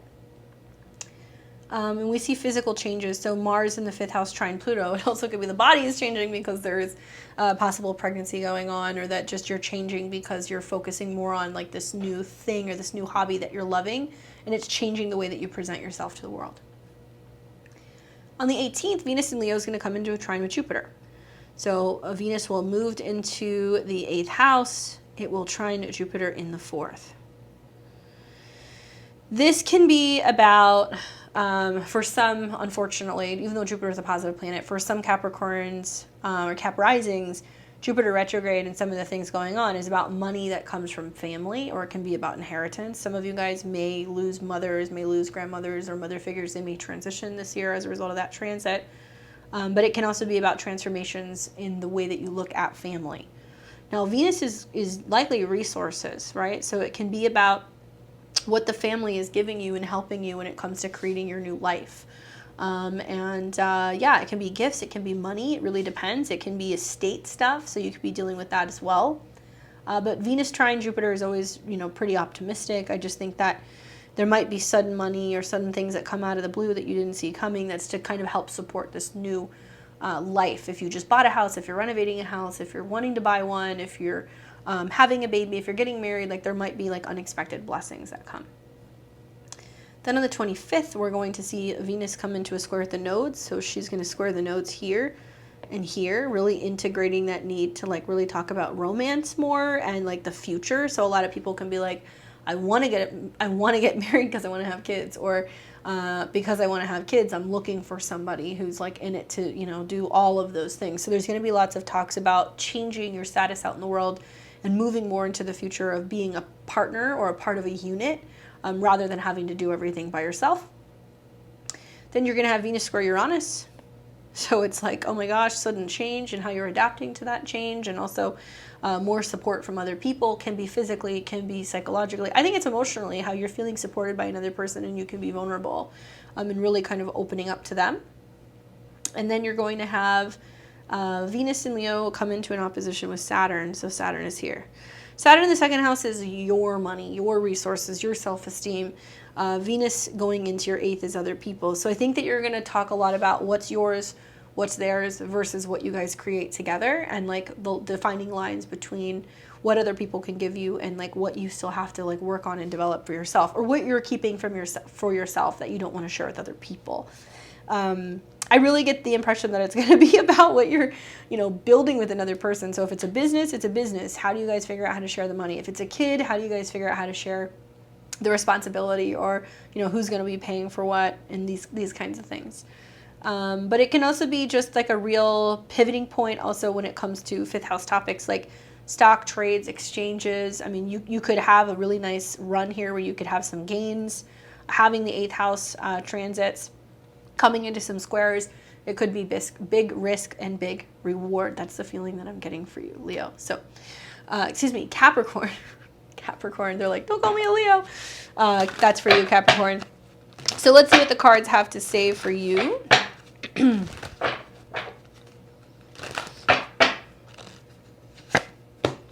I get the 2 of Wands. So this is about making decisive decisions, you know, taking action, picking a lane, deciding where you're going. Are we doing this or are we doing that? And because it involves fire signs, the Wands are fire, this is going to be about where you're merging with another person. I think it's about emotions. I think it's about home. I think it's about possibly all the things that you guys haven't spoken about, things that you've been afraid to share with other people. And I also get the impression that it's going to be about you being more open to what the future holds. So being more optimistic about what the future holds and where it is that you could see yourself going with another person, literally or figuratively. But this is about making a choice, making a decision, sticking to it, and moving forward. Okay. Very, very exciting for you, Capricorn. You have to let me know what happens. Okay, so Aquarius and Aquarius rising, welcome to August 2022. I hope you're doing well. The month kicks off on the 1st when you have the Mars North Node Uranus conjunction that's taking place in your 4th house in Taurus. It's important because it's involving your chart ruler, Uranus, your 3rd house ruler, Mars, and your 10th house ruler, Mars. But it's really happening in your home and family section.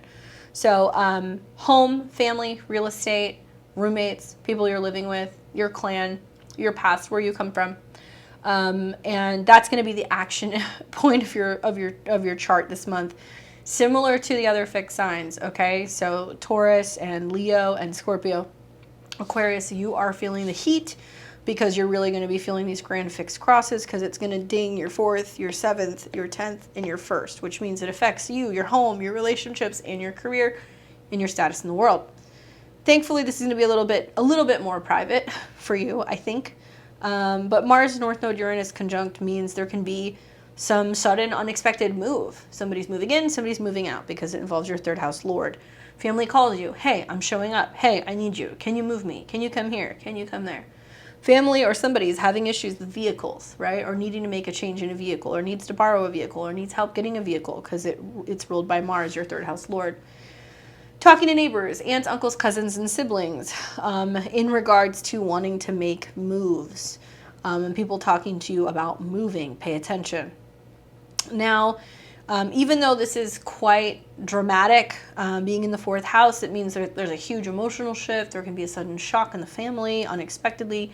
Maybe you're moving away from home. Maybe you're moving to a new place. Maybe your family doesn't want you to go. There's something like that going on there, and you're kind of feeling between a rock and a hard place because there are forces beyond you that are kind of putting the pressure on you to make a huge radical change in the way that you look at home or your dwelling or what you consider to be home, right? So there can be sudden moves.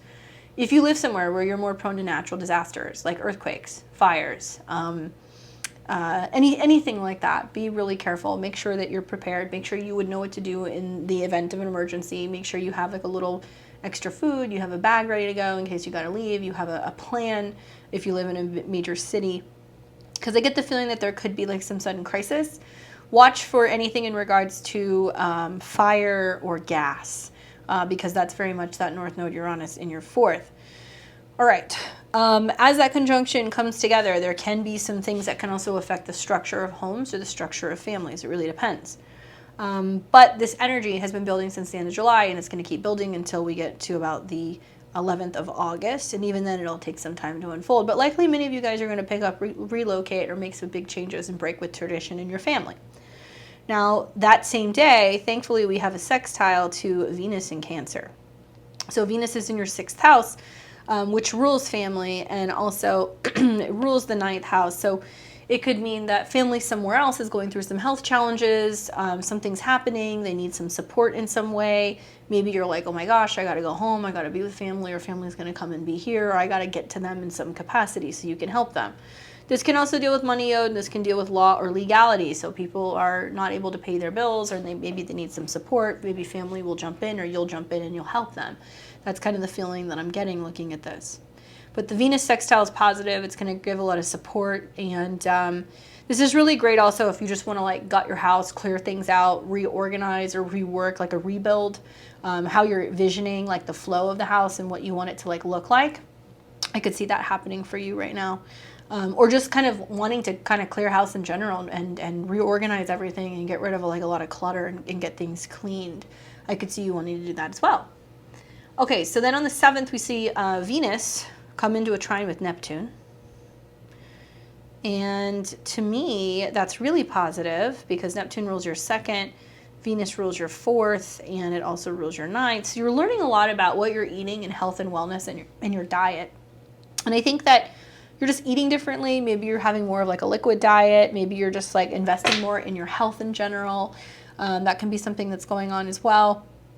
And I think it's just about you getting some kind of assistance. So if you need like a house cleaner, if you need somebody to come in and help you organize or take care of the dogs or clean things up or whatever, you're going to have support to do that, and you're going to be willing to kind of spend a little bit more on health or cleanliness. Then on the 7th, we're also going to see Mars in Taurus square Saturn in Aquarius. So we're going to see Mars, which is over here, square Saturn, which is over here. Mars in the 4th can be an argumentative family member, some riffraff going on in the apartment building. It can be a conversation that you have with either a neighbor or a conversation that you have with a family member, and you kind of get into a bit of a tiff and you're trying to assert yourself with them, and they're like confrontational and argumentative, and there's some back and forth going on domestically. Watch for that. Thankfully, Venus making that sextile, I think, is like kind of saying like, look, we're not going to have any problems. Let's just clear this out. Let's just make it really easy. You know, like just take out your garbage. Don't leave it in the out in the hallway. You know, like that kind of stuff. So it's talking to people about doing things in like a more cleanly or like a more pleasant manner. So if you live with other people, roommates and stuff, just be careful. There can be some conflict about who is and is not picking up after themselves. That's one way to look at it. Then we have on the 9th, Venus will oppose Pluto in Capricorn. So we have Venus here making an opposition to Pluto, still bringing up that theme of like what is healthy, what is clean, what is whatever, in opposition to Pluto. So whose responsibility it is to clean up the mess, whose responsibility it is to clean up the family mess. It doesn't always have to be a physical mess. It can be, why do I have to go home and take care of my little brother? Why can't he get his act together? You know, why is it still falling on me? There can be a lot of this stuff that's coming up where you're kind of getting agitated, being like, man, I want to be free from this. I want to have my own life. I don't want to feel like I'm responsible for taking care of everyone. So that can definitely come through very strongly on the 9th when we see this opposition. Then on the 10th, we're going to see the Sun in Leo come into the square with the nodes. And that's going to be bringing up the theme of partnerships and relationships. And sometimes the 7th house is open conflict. So sometimes there needs to be a little drama to kind of hash things out. If you're in a relationship, a partner can be coming in and they can be giving you their 2 cents about how things should be handled at home or on the home front, or how you should be handling things in your career. There is a need to integrate and step in and bring more, I think, attention personally, you know, to your relationships during this period. On the next day, we are going to see then that then the Sun will square Uranus. Okay, so it's saying like, okay, you know, a partner might be saying to you like, get your home in order, or whatever, or I'm not coming over anymore, or like I can't stand your kids, like handle your kids before I like get involved. There can be something like that. Lots of stress between changes in the home front and also what can be some dramatic partners. So just be mindful of that. On the 14th, then we're going to see the Sun oppose Saturn in your sign.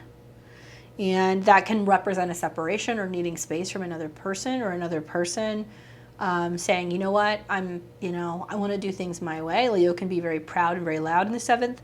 I think a lot of Aquarius risings are kind of like grappling with having major changes in relationships, or just major changes in relationship dynamics. Your career is changing in some way at the South Node in your 10th. You've got squares from Saturn in your 1st to Uranus in your 4th, and you might feel like you're in a bit of like no man's land this month, and you're feeling like other people are being quite combative and really challenging, and you're having to learn to say, no, this is my boundary. You do not cross this boundary. You cannot come into my space. You cannot treat me that way.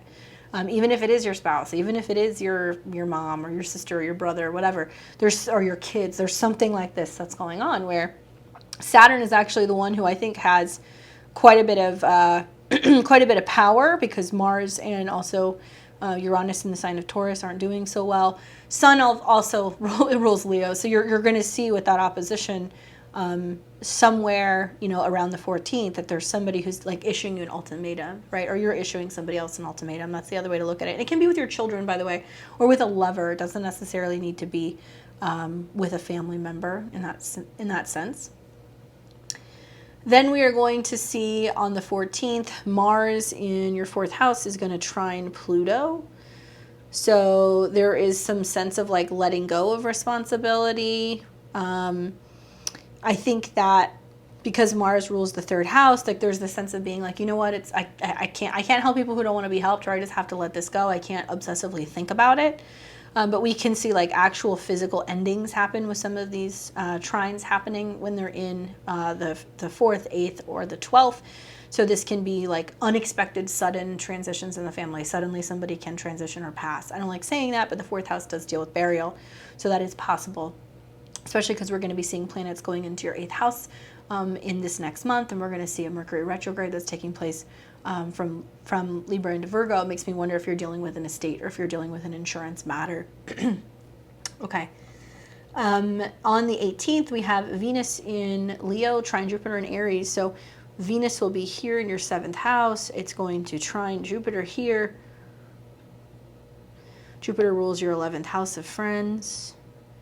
Venus rules your family and also rules your 9th. I feel like you're getting good news from a friend, or you're getting good news from a lawyer or an attorney. Like there's something really positive that's coming out about a legal matter. So if you're having to, or you're waiting on a settlement, or you're waiting to see if something is going to clear legally, it will. I also think that with Venus trine the 3rd, you might be saying to a partner, you know what, let's just get away from it all. Let's go somewhere. This will be around the 18th. Let's plan a trip. Let's get out of town. This has been way too hectic. I think we need to get out of the house. So that might be happening for you as well. Positive communications with siblings. So I see that going well, or just getting a lot of support from people in your general community. Then on the 25th, Venus in the 7th is going to square the nodes. And then it's going to square Uranus on the 26th. And then it's going to oppose Saturn. And that'll be on the 28th. 25th through the end of the month. A little bit more difficult with managing relationships and keeping the peace with relationships.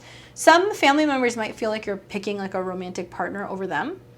And I've seen like a lot of squabbles when we see stuff in the 4th house of family and then stuff in the 7th house of relationships. But relationships are kind of in the balance. They're changing right now. So whether relationships are being affected by stuff that's going on in the family unit that's really dramatic and kind of obnoxious, or if there's stuff going on in the relationships that the family's like not resonating with, somehow they're not coming together. And to be honest with you, you know, it could be a bit of everything. I think with Saturn in your 1st house, you have to really kind of decide, you know, when do you tell partners to back off a little bit and give you some space, and when do you tell family the same thing? Because there is a little bit of you having to go your own way, inevitably, with Saturn in your 1st house. So you're kind of having to assert yourself with everyone, to be honest with you. Aquarius, I know this sounds like it is a bit of a rocky month. I'll tell you the same thing I told all the other fixed signs. Without some of these challenges, we would never air things out. Things wouldn't change. We wouldn't see forward motion. Saturn in your 1st house wants you to focus on your goals, what your vision is, where you're going, what you believe in, even if it goes against other people. And also it's trying to get you to focus on your 4th house, which is your home and family, where there's a lot of chaos, but it's also just trying to build something new.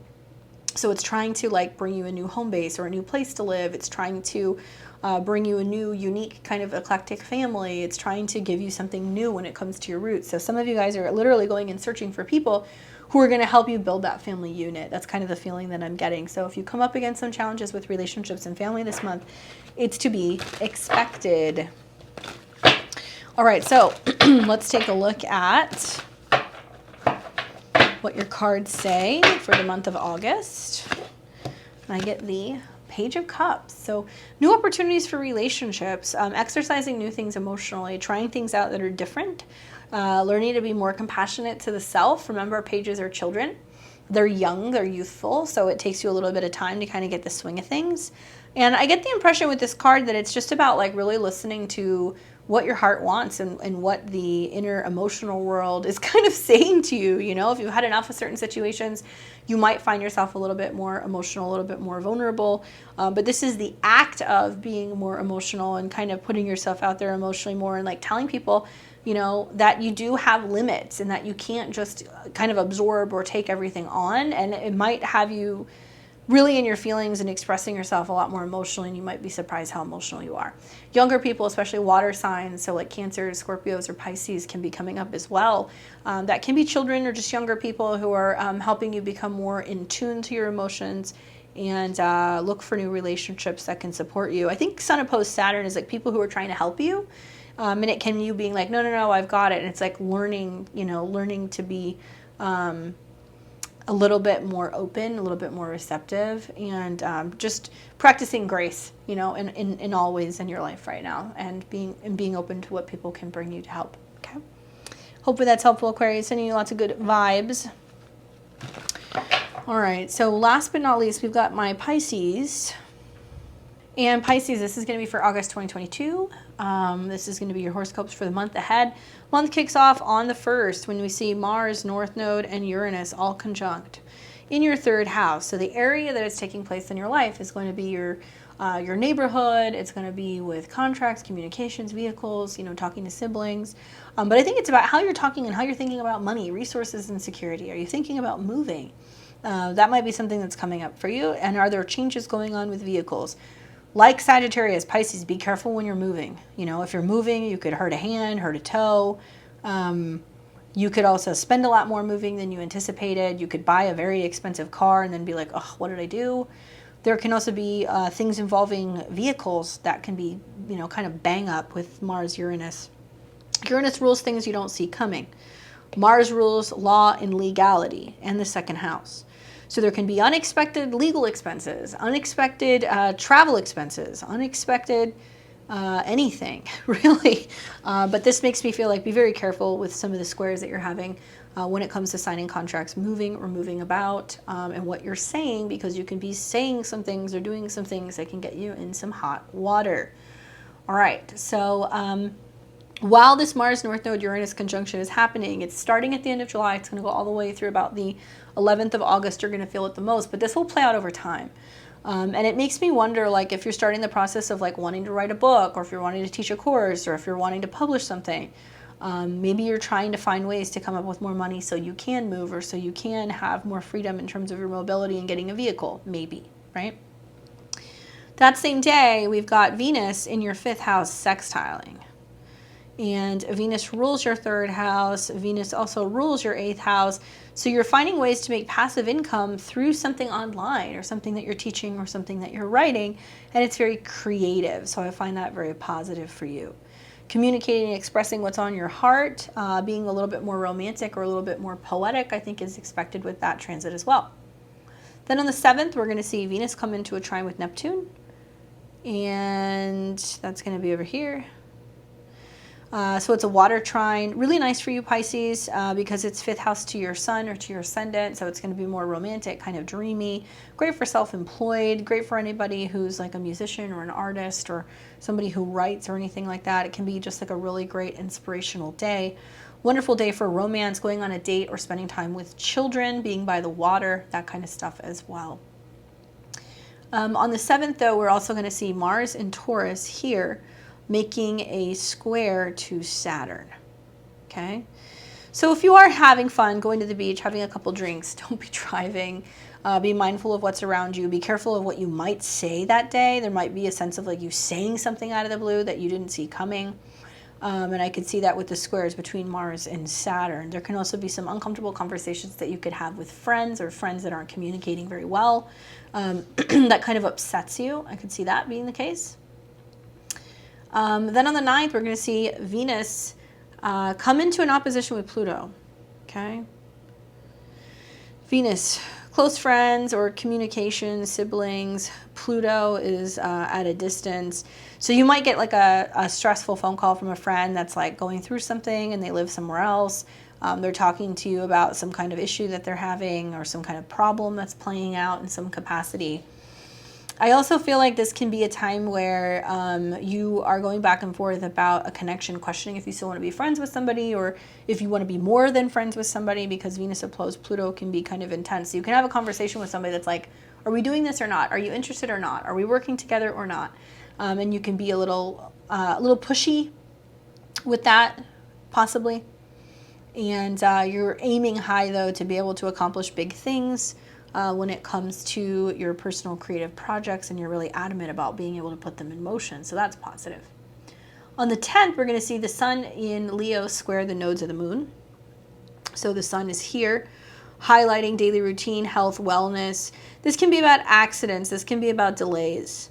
And it's squaring the south node, and it's squaring the north node. So issues with health, I could see, delays with romantic issues, setbacks also with traveling could be happening, communication breakdown, and there can also be some issues going on in terms of just like your schedule not feeling like it's fluid. Like there's just lots of like scheduling things that kind of get set back with the sun square the nodes. The 6th house is talking about being of service or helping people in some way. It can also be shining a light on the work that you want to be doing in the world. Then the next day we're going to see the sun square Uranus, which is the ruler of the 12th. So it tells me that there's some setbacks where maybe your mental health is a little stressed and it's affecting your physical health, and it's harder for you to kind of get through the day. Then we are going to be seeing on the 14th, the sun will move through Leo. It'll oppose Saturn, right? And Saturn is about your goals. So you're feeling like you're behind on schedule, you're losing time, you're getting really anxious mentally in how you're communicating the fact that things aren't speeding up and they're not happening fast enough. You want to be careful because you're prone to make errors or have accidents as a result of getting stressed out and worrying about this, especially around mid-month. Now, also on the 14th, we're going to see Mars is going to trine Pluto in Capricorn. So you're really steadfast with your goals. You're really focused and adamant about being able to achieve something, about being able to travel somewhere, about being able to go somewhere. And you're really adamant to still get there, even though there may be some delays in the process. You could be really passionate in terms of talking about your goals or something in terms of how you feel, right? And wanting to kind of get the point across to someone. Okay, so then I've got on the 18th, Venus is in Leo here now in your 6th house, and she is in a trine to Jupiter. So Venus in a trine to Jupiter is going to expand your career, your money, your resources, how you're communicating. It looks like you're able to kind of pick back up. You're making some changes in your daily routine. Maybe you're needing to kind of focus more on your health. Maybe you've got somebody who's going to help you with the process. Something is paying off though, and it looks like it's bringing more money and resources with that trine to Jupiter in your 2nd house. The challenge is that on the 25th, Venus will square the nodes. Then on the 26th, Venus will square Uranus, which means you're going to have to change something away, or change the way that you're doing business, or change the way that you're communicating, or you're going to have to make a change in your schedule. And then you're going to see that Venus will come into an opposition with Saturn, and that will be on the 28th. Saturn is in the 12th house over here. Venus is over here in the 6th. To me, it seems like it's a friendship separation, you know, or like needing to kind of cut something off, or like needing to rearrange your goals, or like, you know, not be beating yourself up because you're not hitting certain timelines, right? Because Saturn can be time. But I think Venus going through the 6th house is also just feeling like you're needing more time to kind of rest and recuperate for something. And yeah, that's going to be the final transit. I'm going to remind you, as I have everyone, the most important places to be really paying attention to is Taurus, which is in your case the 3rd house, and Aquarius, which is the 12th house. Your health can literally be physically affected because of stress, or because of not resting, or because you're anxious about something. So pay attention with the 6th house. Make sure you are eating well, taking care of your body, health, all that stuff, and making time for fun, Leo, scheduling that, making time for creativity, and making sure that you're having that just to kind of keep that balance, right? That's really important for you. All right, so let's take a look and let's see what the cards have to say for you, Pisces and Pisces rising. I get the 9 of Swords. Anxiety about what's going to happen. You know, feeling helpless, feeling worried, having nightmares, not sleeping well, feeling sleepless. This can also be like worrying about things, not letting things kind of be. 9s are always when we're getting ready to have a completion, but this can be like you resisting it or you fighting that. So it's like worst case scenario maybe that you're thinking about. I really think with the Mars North Node, Uranus conjunction in your 3rd, there's just a lot of mental stress, and it's really important to like have an outlet. Going for a walk, going for a bike ride, breath work, these are all great 3rd house things. Working with crystals, holding crystals, getting your hands in the dirt, anything that's going to really kind of put your hands on something grounding. It can even be, like I said, journaling or writing. But I do think it's about finding ways to kind of deal with the stress and release the stress, so that way it's not manifesting in your physical body, 6th house, and it's not affecting your sleep or making you feel isolated or making you feel alone, the 12th house. So, you know, this is a card that does come up when we're worried about something. So I would say, you know, when in doubt, write it out, get it out, talk about it. If something's a problem, make it bigger. There can be lots of challenges in terms of communicating. And I would say that even though there are squares, this is sextiling your ascendant. So it is learning to follow your intuition. Even if some of the stuff you're saying or some of the things you're thinking feels kind of like sporadic, it's really important to be paying attention to that Neptune in your 1st house if you're a Pisces rising, and realizing that you're speaking or you're coming from a place of being more open and more kind of receptive. So some of you guys will start channeling, you'll start doing things like that. Don't be getting, having stressful conversations or anything when you're mobile. Like, really take time to disconnect, I would say, this month from electronics or anything, so that way you can really recharge, okay? Thank you guys for staying for all that. I know that it was a long one. So those of you guys who listened to the whole thing and who put the timestamps, I really appreciate it, because it's really hard for me after 3 hours of doing this to go back and to do that and to listen to it. So I appreciate it. We will generally go in and we will repost them once they're there. And thank you guys for staying with me. It's been really hard for me to put out content. I haven't really been talking about it, but I'm getting my butt kicked with the transits right now. Like I said, South Node's on my Sun Mercury, and Saturn is square my Sun on my North Node, and Uranus is in opposition to my Sun Mercury. So I have days that I can talk and I have days that I can't talk. And I'm losing my voice regularly. I'm having something going on with my tonsils. So hopefully I don't need to get tonsil surgery soon, although I know I probably am going to have to do that. I know that it's going to dramatically impact the ability for me to work, and also for me to be able to keep putting content out, which is kind of a bummer, because I've been working really hard to really get the channel to where it is, but just got a lot of stuff going on. So I appreciate your patience. Sometimes if it takes a little bit longer for me to put a video out, now you guys know why. I would appreciate it if you send good vibes. It would be really helpful, because without my voice, I don't know what I would do. I guess I would have to go back to writing, Anyways, hopefully it's a good month for you guys ahead. I hope that August is kind to everybody. I'm going to keep encouraging you guys to ground your energies out, be kind to one another, breathe, when in doubt, try to be a warrior for peace, because there are some stressful things going on in the world with this month. Everybody is going through it. So if you want more insight on that, check out my August monthlies. I'm going to be putting that out pretty soon.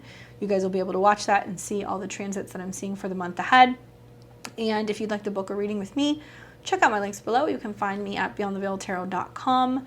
I'm happy to see you. And you can also consider liking, commenting, sharing, subscribing. Sharing is caring. I would appreciate that if you guys don't mind doing that, or leaving me a comment. It would be really helpful in the comments below. Otherwise, I will see all of you guys next month in September, but I'll see you before then. But yeah, you're welcome to come back to this video and let me know what's actually playing out for you based off of how your horoscope went. All right, guys, you enjoy your month and take care.